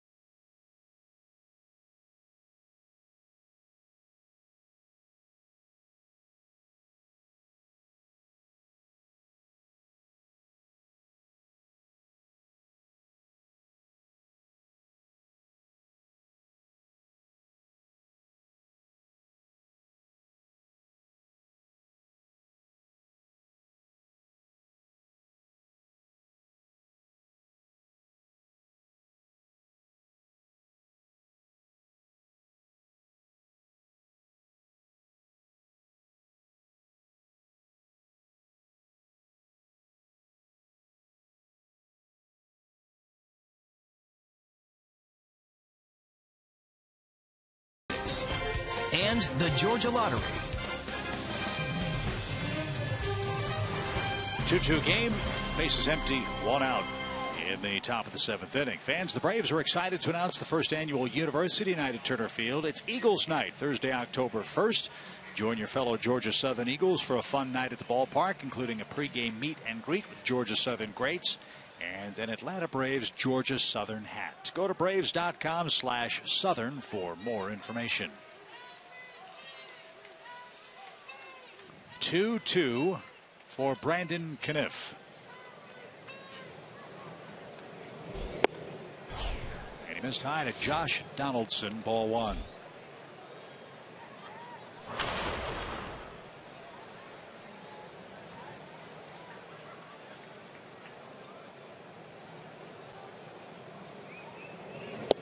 What scares you about Donaldson is the nature of his 38 home runs. 26 of his 38 have either tied the game or given the Blue Jays a lead. Boy, that's clutch, isn't it?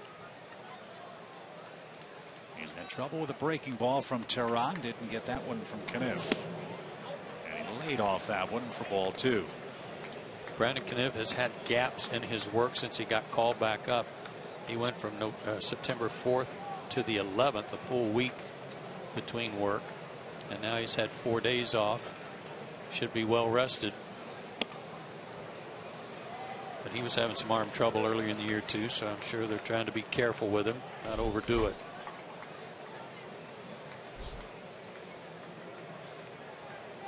Bautista on deck. Dangerous pitch. 3 balls and a strike. Whoa. Threw it right on by at 93. Full count. This has been one of the issues though for Brandon Caniff. 33 first batters, 19 have been retired. And for a reliever, that's not a good ratio.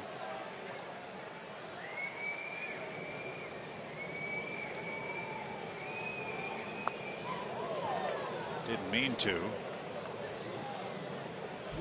So Donaldson will get another pitch. Just past 9 o'clock in Atlanta. A perfect night for a ball game. Teheran and Burley.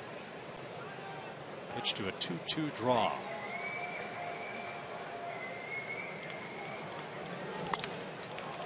Fly ball center. And Bourne's going to catch that one. Donaldson is 0 for 4 with 3 flyouts. And here is Bautista.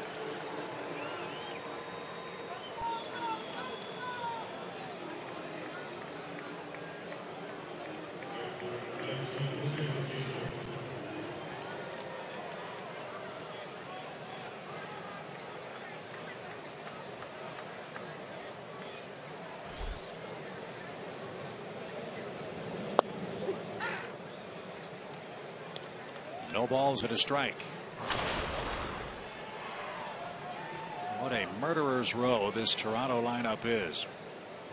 Donaldson with 38, Bautista 35, and when healthy, Encarnacion with 32 homers.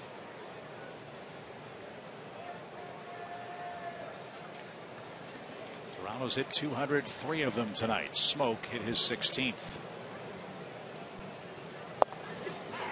Right there.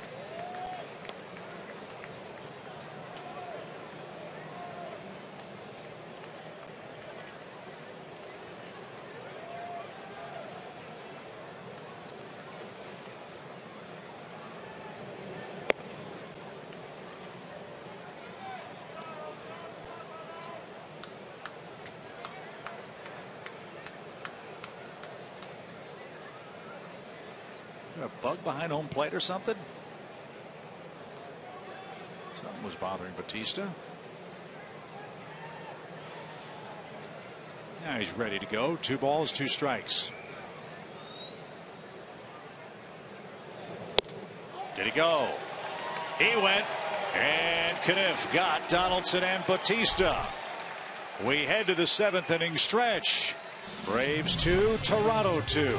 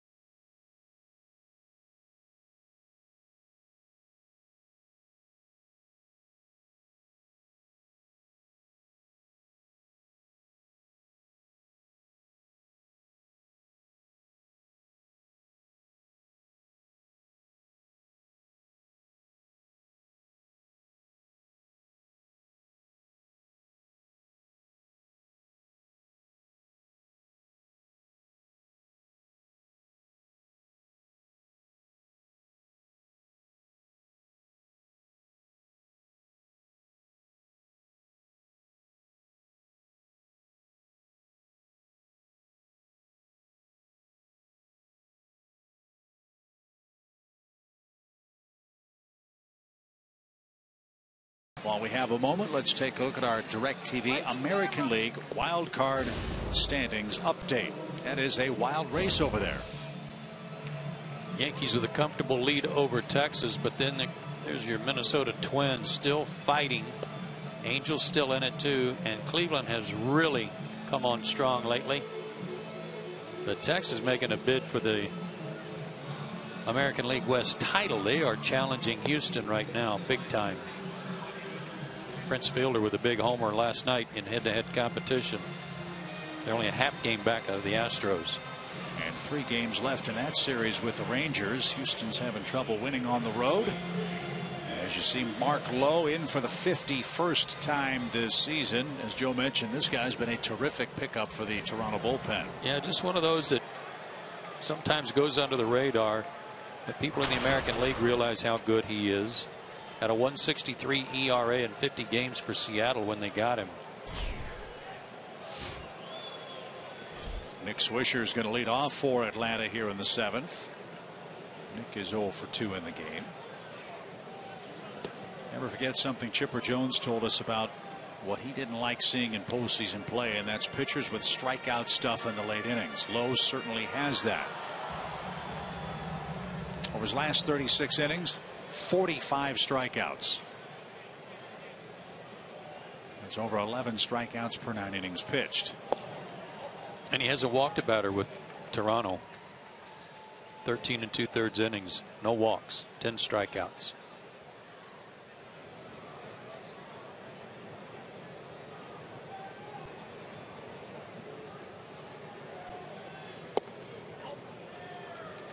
He's in danger of issuing a pass here. That would be welcome. 3 balls, no strikes.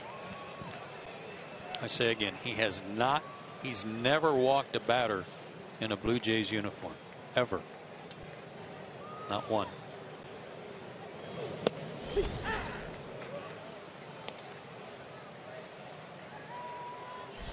Must have made him mad. 97. Yeah.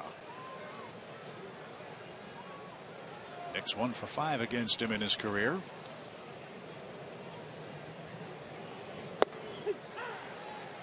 And he's just filled the count.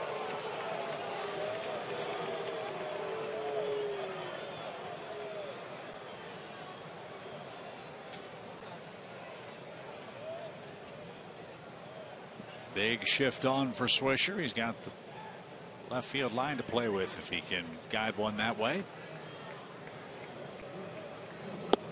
And there's the walk. Good start. Good call, Joe. Swisher aboard with the go-ahead run. What else you want? How about a double to the gap? Boy, it's been a long time since Simmons hit a double in the gap.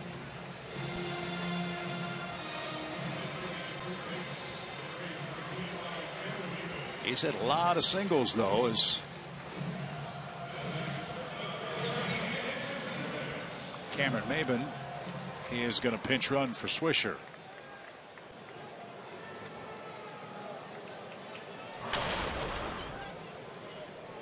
Andrelton's hitting 6 of 7, 12 hits in his last 30 at bats. 0 for 2 with an RBI tonight.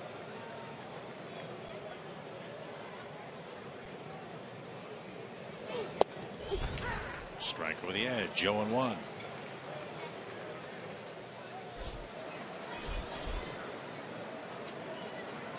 Matt Marksberry getting ready perhaps for inning number 8.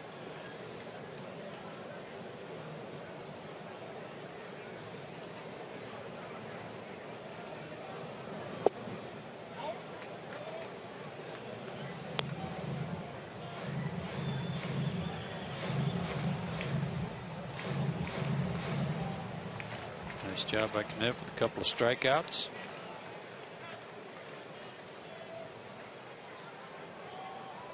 So far, so good for the Braves bullpen tonight.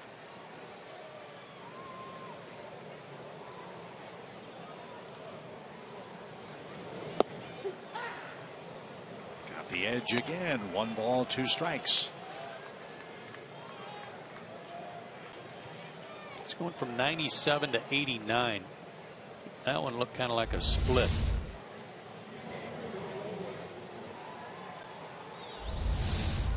And it might have been just a split that he uses as a changeup.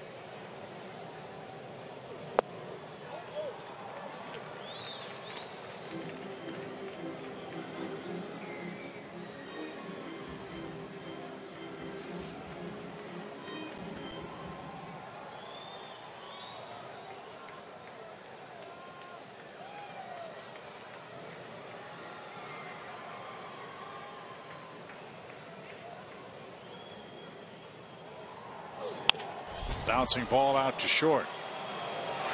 And Simmons is doubled up. Anderson hits into his second double play of the night. It's not the kind of double I was looking for. I didn't clarify, did I? No, I led you astray. 2 outs. Bases empty for Michael Bourne. I said in the gap, but I didn't mean that gap between the mound and second base. Braves have hit to 4 double plays as a team. And Michael Bourne's the batter. He's walked and grounded out.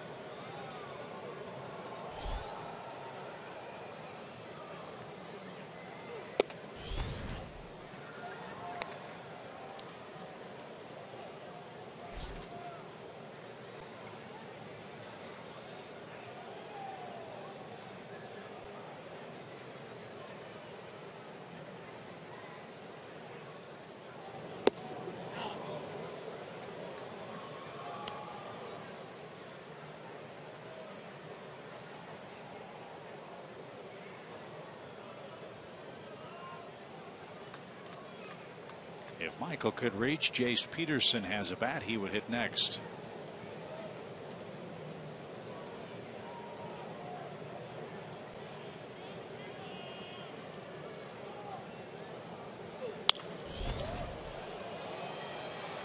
That's into the seats, left side, and out of play. 2-1 your count.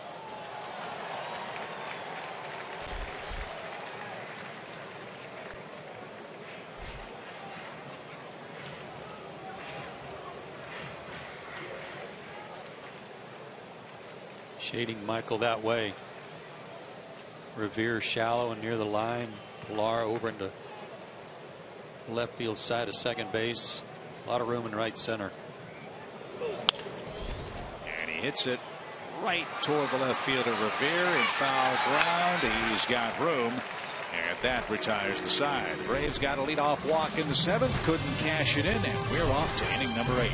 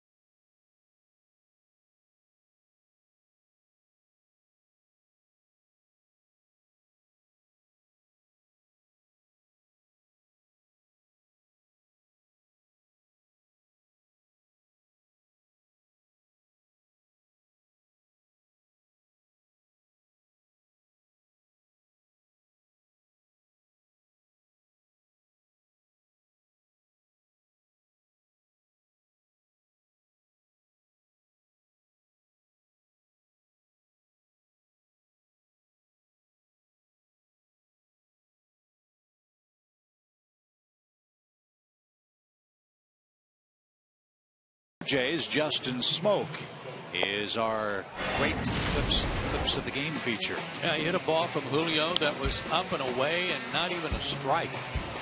And it just got it over the fence. Just missed our camera operator. But it was far enough. That tied the game up 2 innings ago.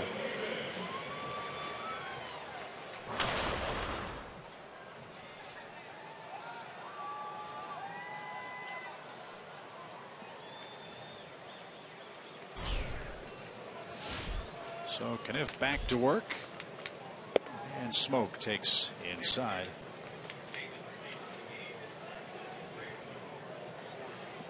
Changes in the outfield. Maben stays in the game to play center, and Michael Bourne moves to left.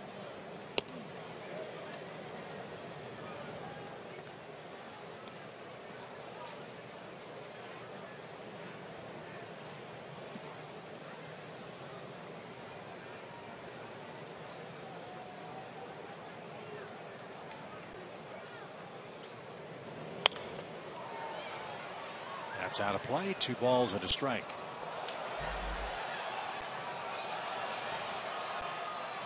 Justin Smoke was a first-round pick, 11th overall in 2008 by Texas. Went to the Mariners in a big deal that sent Cliff Lee to Texas.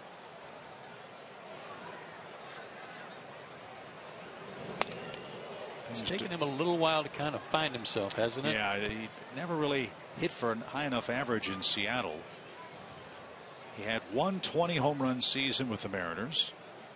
Never drove in more than 55 runs for them. And then was waived after last season, and the Jays picked him up. And as you said, he's been an excellent addition for this club. He's hit for power, and he's really played excellent defensive first base. Was a high school teammate of Matt Wieters at Stratford, South Carolina High. How about that?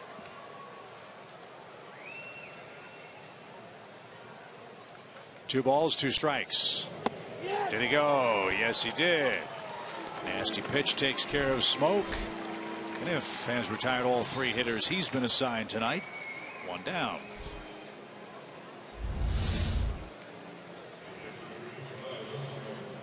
Boy, that was boring in on his left knee. Couldn't stop his swing. Definitely went. Good pitch. Kniff has struck out 2 of the 3 he's faced.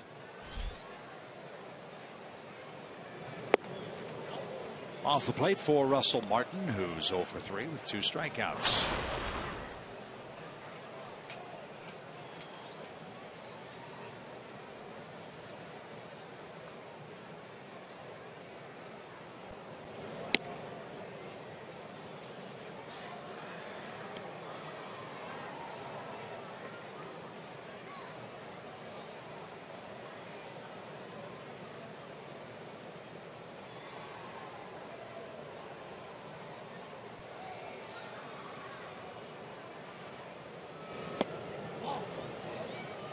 Pitch. Didn't get it though. 3-0 the count.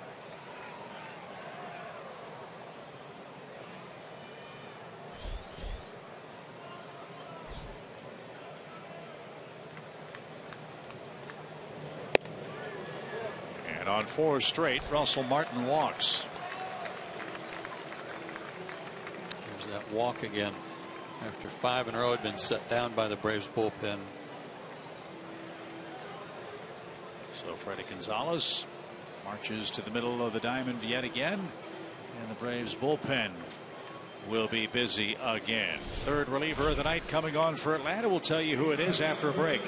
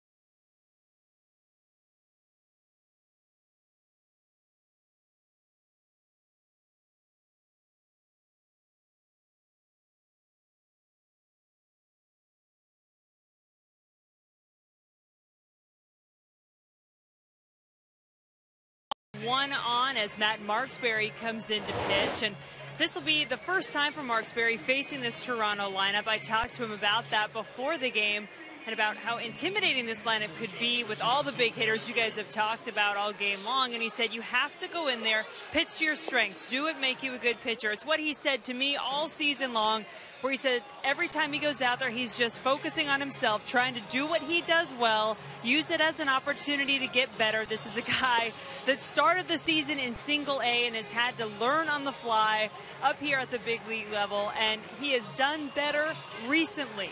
Cut down on his walks, hasn't given up a run in his last 4 outings. And he said, you cannot go up there and have any kind of fear. You've got to pitch like this lineup is anybody else out there, even though they're really, really good, because they are just anybody else. We're all big league players. Got to go out there and get the job done. You're right about that, Jen. And Matt hasn't walked a man in his last 6 outings. And where he has been successful is in this situation against left-handed hitters. And he's been talking about that, about how he's been aggressive, pleased with his success there. They're only hitting $178 against him, 8 for 45. And in that regard, as we've said before, the Braves for a couple of years have been looking for a lefty to get lefties out. No balls and a strike for Ryan Goins, runner at first, and he didn't get a high fastball at 93. It's 0-2.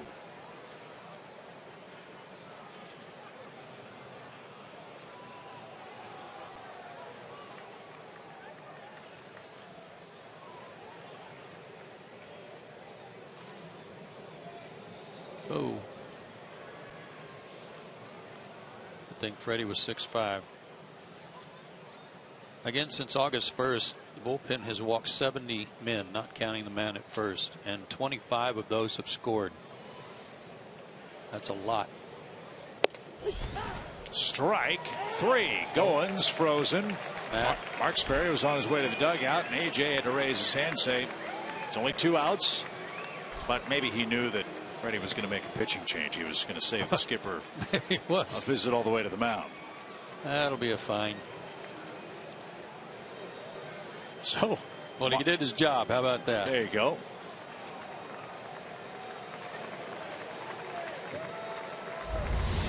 Somebody's giving him a hard time as he makes his way to the dugout. And AJ, a nice frame job. Goins is the second out. Marksberry did his job, and to the pen we go again.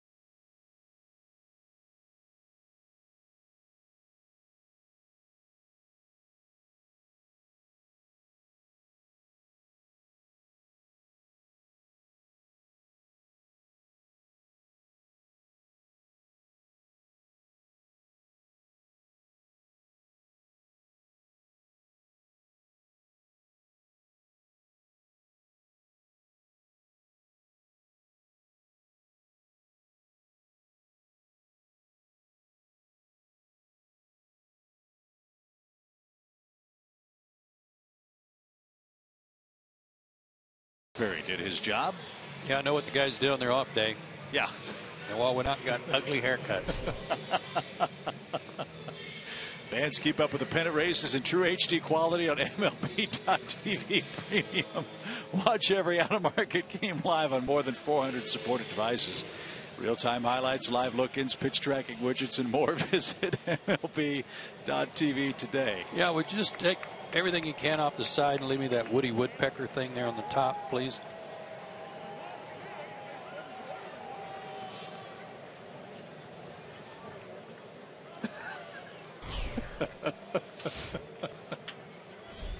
Kevin Pillar bats. Peter Moylan's the pitcher. With Fidel Sassoon, Chip Carey here at the ballpark, where we've got a 2-2 game with Toronto.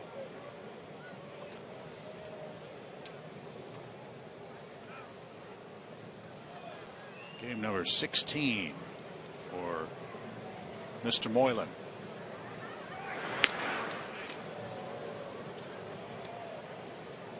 He came in the 9th inning on Sunday with that 3-run lead, struck out the first 2 guys, then Lagares hit a double on a 1-2 count, and that got the Mets rolling. Ryan Kelly came in, gave up a walk and a homer to tie it.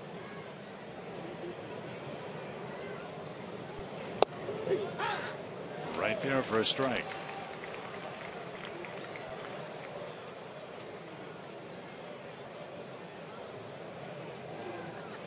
If you haven't noticed, one thing Freddie Gonzalez has been doing over the last week and a half or so is playing strict matchup bullpen with opposing hitters.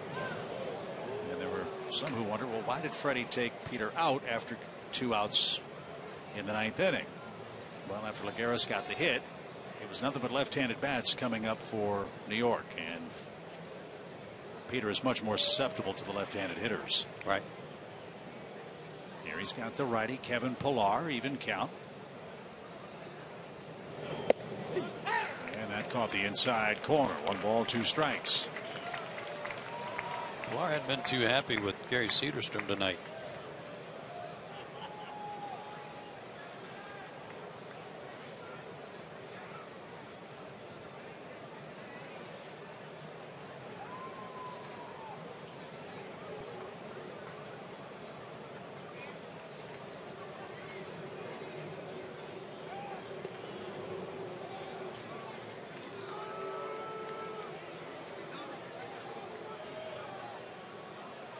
Braves are hoping this will be a 1-hitter performance for Moylan. The pitcher's spot due when the Braves come up here in the 8th. Russell Martin, a short lead at first. 1 ball, 2 strikes. And he drew another throw, and it was close.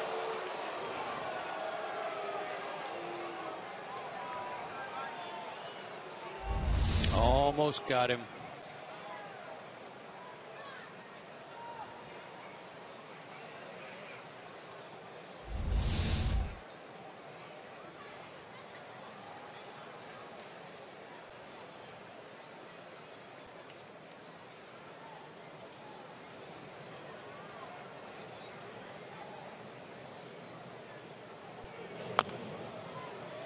Just did stay alive.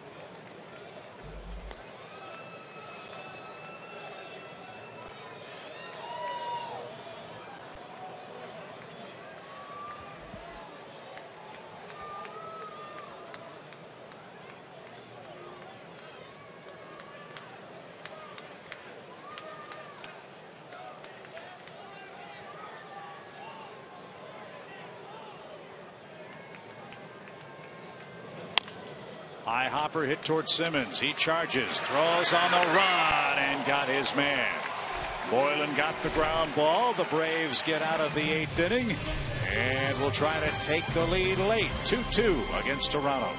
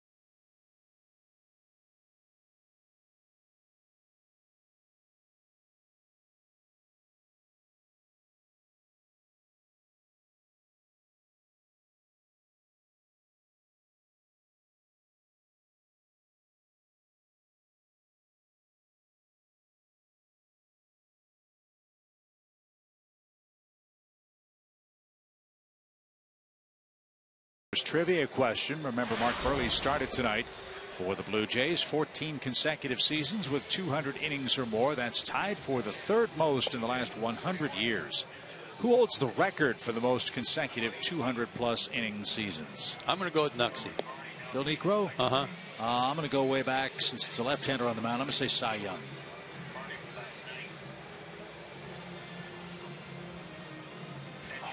Warren Spahn, 17.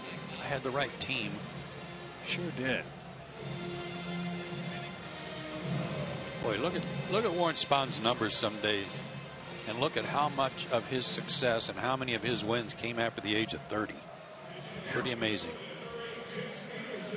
And I think I missed the cutoff for years with Cy Young. I think he had more, but it was more than 100 years ago. So Jace Peterson will pinch hit, and here's the man Joe was talking about earlier. He's made the conversion to the relief corps. Yeah, he worked out of the bullpen last year for them, 24 games, had a 1.09 ERA. But this year, his time has been split. It started out as a starter, started 11 games, then had some injury problems. When he came back, they put him in the pen. He's their 8th inning guy, and he has been on fire there.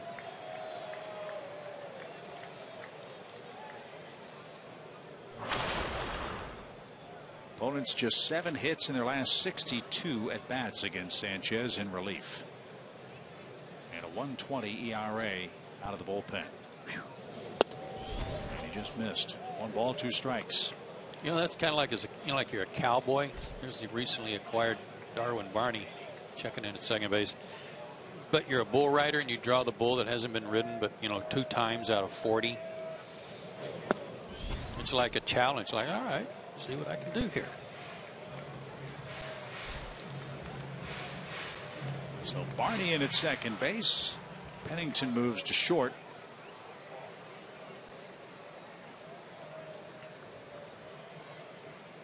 Barney will lead off, or I should say will hit second when Toronto comes up for the 9th inning. Jace has worked a full count.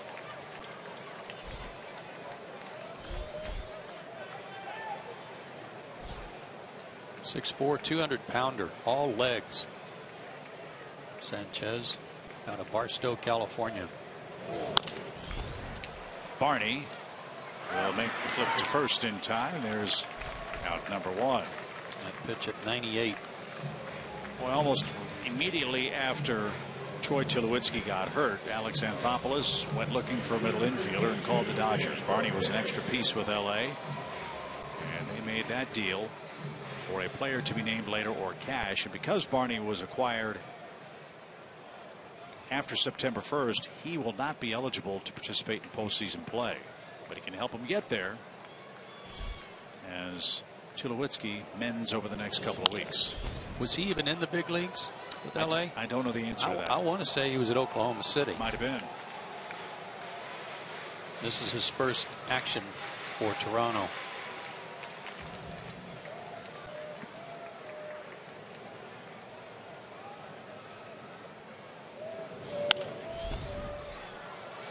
Two quick strikes for Nick Markakis.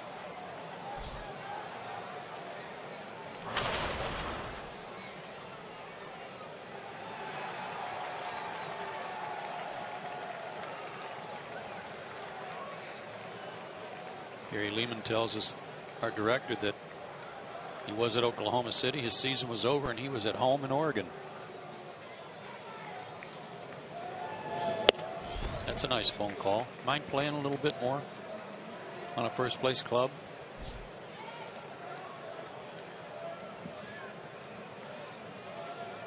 One ball, 2 strikes. And the beauty of the move for Toronto is they don't need Barney to hit. Got enough offense. They don't need Pennington to hit or Goins to hit. Just play defense. Darwin knows how to do that. Vizcaino getting ready for inning number 9. 1 ball, 2 strikes for Nick. And that's through for a base hit. Nick Markakis with another multi-hit game. He took a little off. I'm not sure what this was. He was fouling off all his best fastballs. That was supposed to be a breaking ball, but he hung it. And Nick says, thank you very much. Go ahead, run on. 49th multi-hit game for Markakis as he continues to Toronto pitching. So here's that man again, Daniel Castro. Daniel's 1 for 2, a first inning single. Big hole right side for him. And a strike from Sanchez.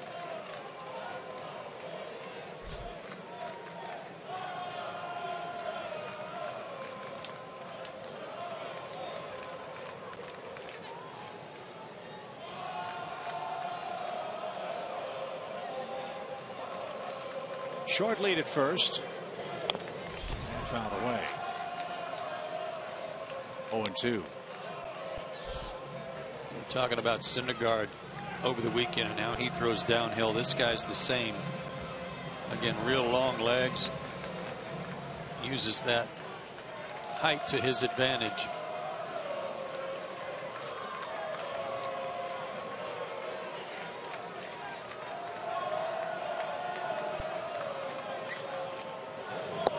Swing and a miss. He got Castro. That was a nasty pitch. And 2 are out for Freddie Freeman. Love this guy's arm action. It's short, over the top, quick arm action. And he can let it go. That was 95 down and away. I'm sure at the time that Daniel had to make a decision, it was too close to take.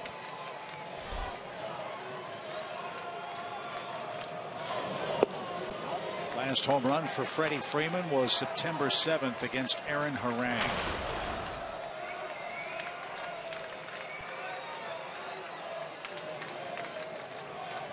We'd love another one right here. 1 ball, no strikes.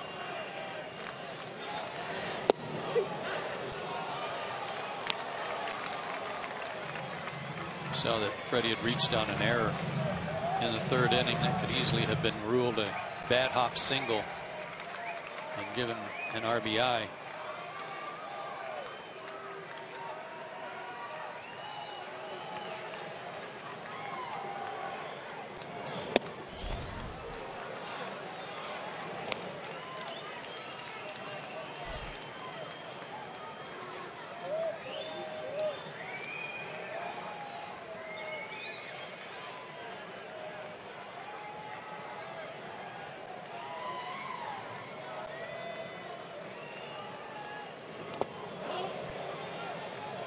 No swing.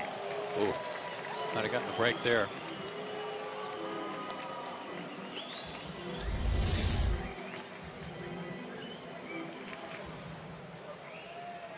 Ryan Blackney could have easily have rung him up there. Instead, it's a good hitter's count. Let's see if he stays with that 97, 98 gas.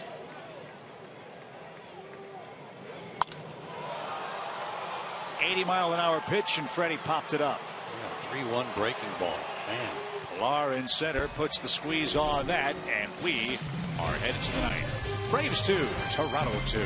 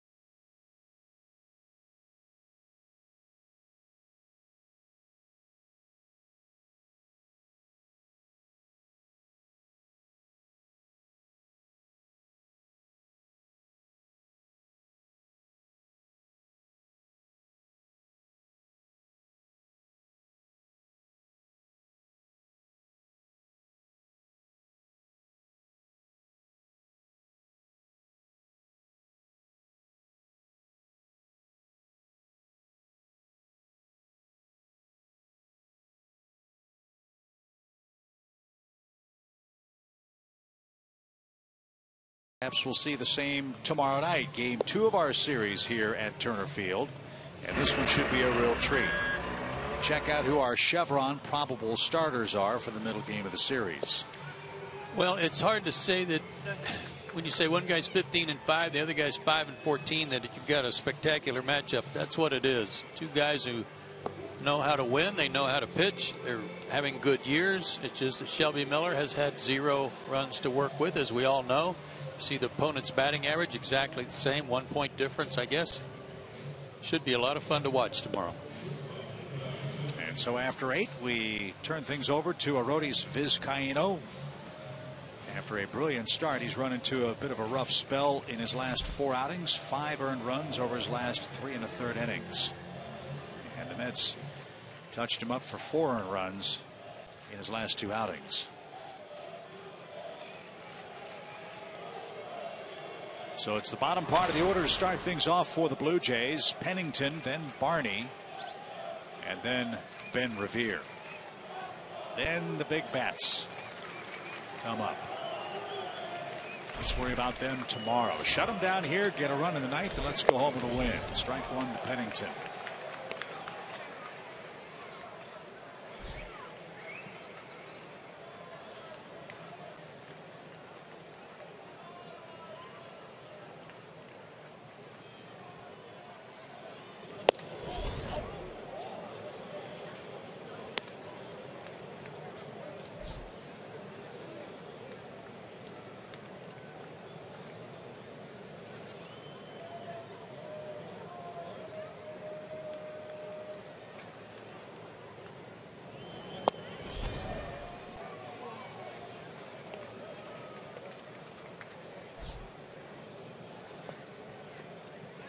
So far, so good out of the Braves bullpen tonight. 2 1/3 scoreless. Trouble afoot here. 3 balls and a strike. Yeah, make him hit, make him swing the bat.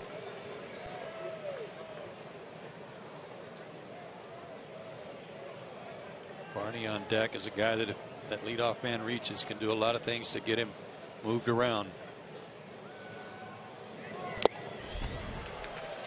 Away.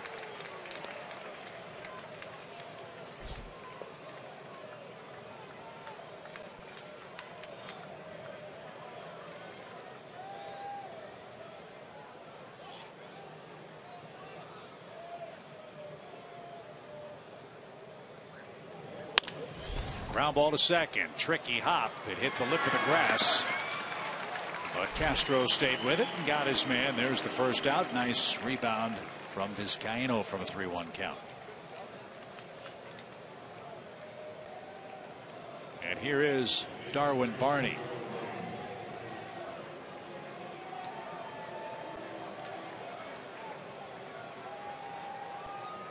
Barney's been with the Cubs and the Dodgers.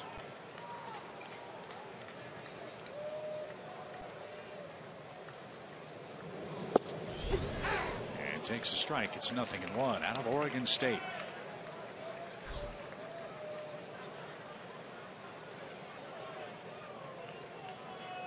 The injury to Devin Travis as well as Troy Tulowitzki. Pennington and Barney have been nice pickups. Markakis will track that one down at the line. He takes care of Darwin Barney. There's the second out. That injury to Devin Travis, they tell me, is a real weird one that they've had a hard time just trying to get him well. He took a bad hop that hit him in the collarbone, and then it had some bad swelling, and that swelling went to his shoulder, and he has not been able to shake that injury off in his shoulder and that inflammation since. So it almost sounds like the inflammation went into the shoulder joint. Yes. I don't know if that's something that happens quite often, but I'm sure if we can get Dr. Joe Chandler on the phone, he could probably fill us in. How about Vizcaino's good work? Very easy inning for him. 3 outs on 9 pitches. And now the Braves have a chance to walk it off in the 9th. We're tied up.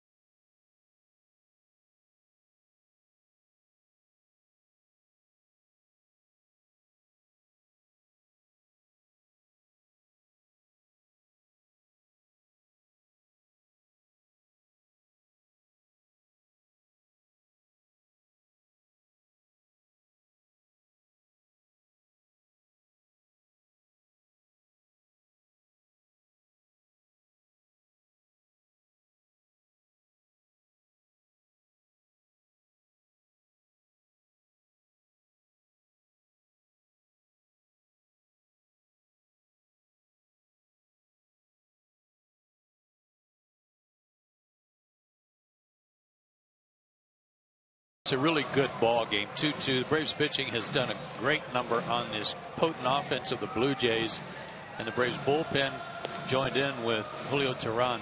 Bullpen 3 1/3 innings of scoreless baseball with a walk and 3 strikeouts. Best work by them in some time, and much needed tonight.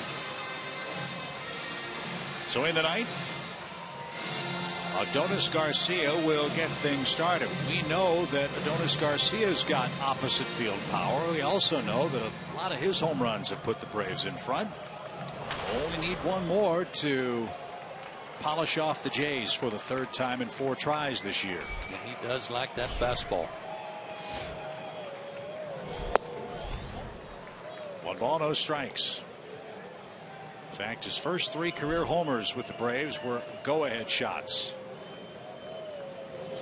And one over the outside corner.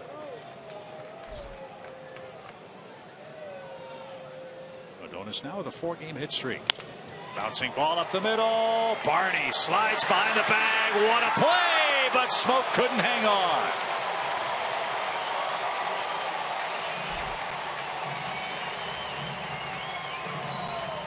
He's some kind of fielder. That was spectacular.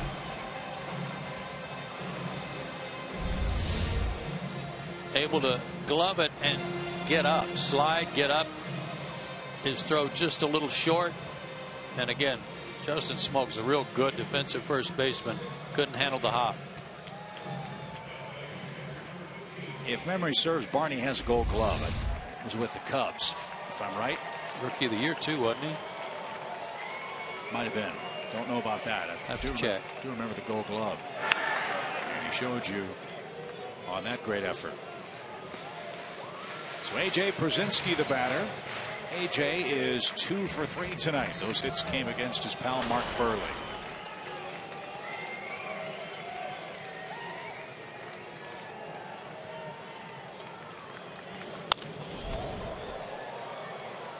Todd Cunningham is the Braves' pinch runner at first base. So good night for Garcia. Winning run on.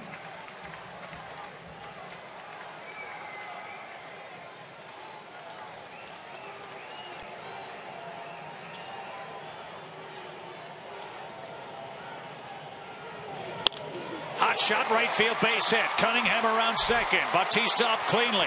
His throw is going to be cut off. A.J. Przinsky with a 3-hit night.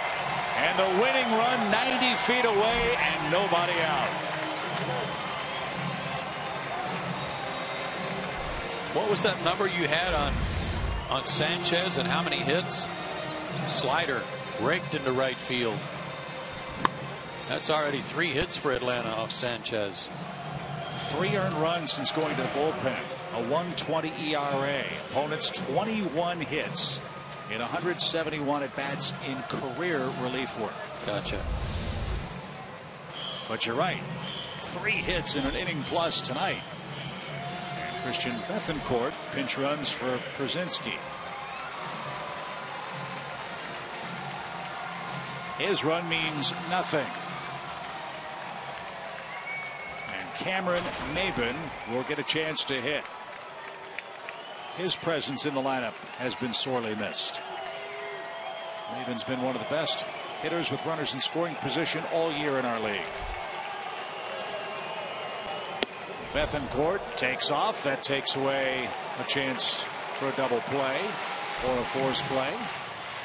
1 ball, no strikes.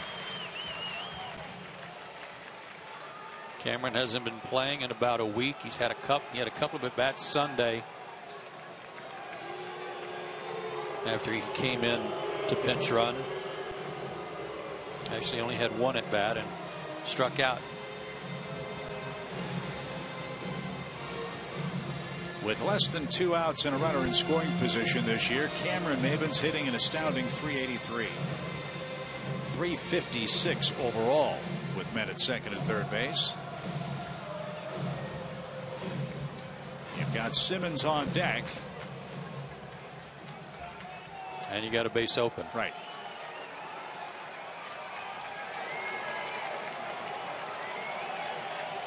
Cameron just wants something up that he can drive to the outfield.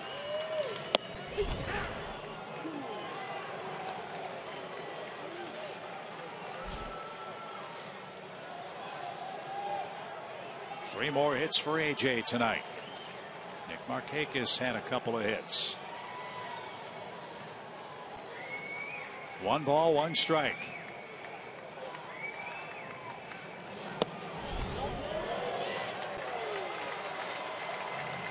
Martin wanted that pitch and didn't get it.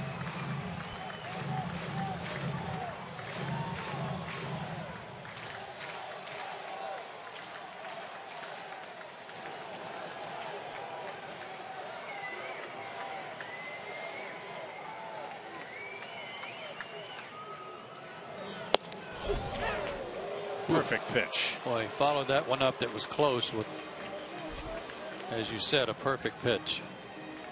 He's wearing out that low outside strike.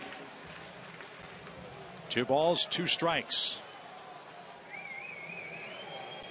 We'll see if Cunningham is going on contact, if he can just put it in play. The one thing that Bethencourt needs to know is that Cunningham will go on contact. That way he'll wind up at third base at the very least, even if they were somehow able to get Cunningham at the plate. Still only got 1 out and a runner at third.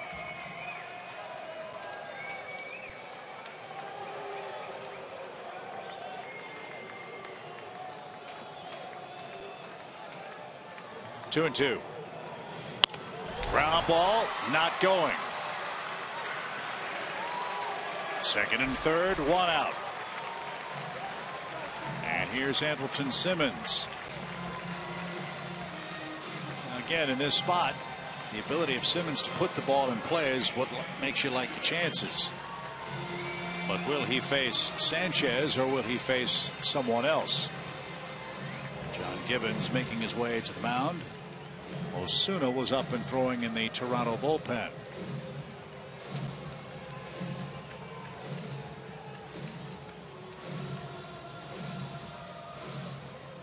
Right-handed hitter, left-hander on deck. And he's going to stay with Sanchez. Same situation, base open. Hamilton, very difficult to strike out. He's 0 for 3 tonight with 2 double plays. He also grounded out in the second inning, but that brought home the first Braves run. Osuna is ready, their closer. He's right-handed as well.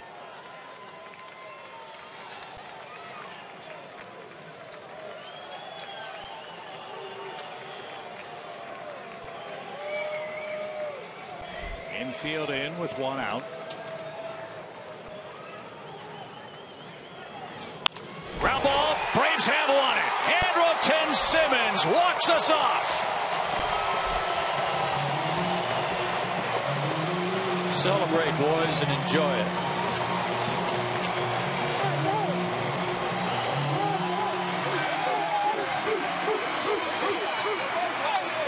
They really needed that one.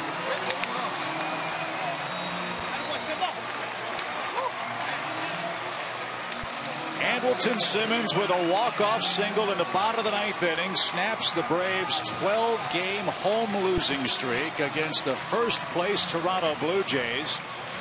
Toronto, with that ferocious, fearsome offense, managed only 2 runs on 5 hits.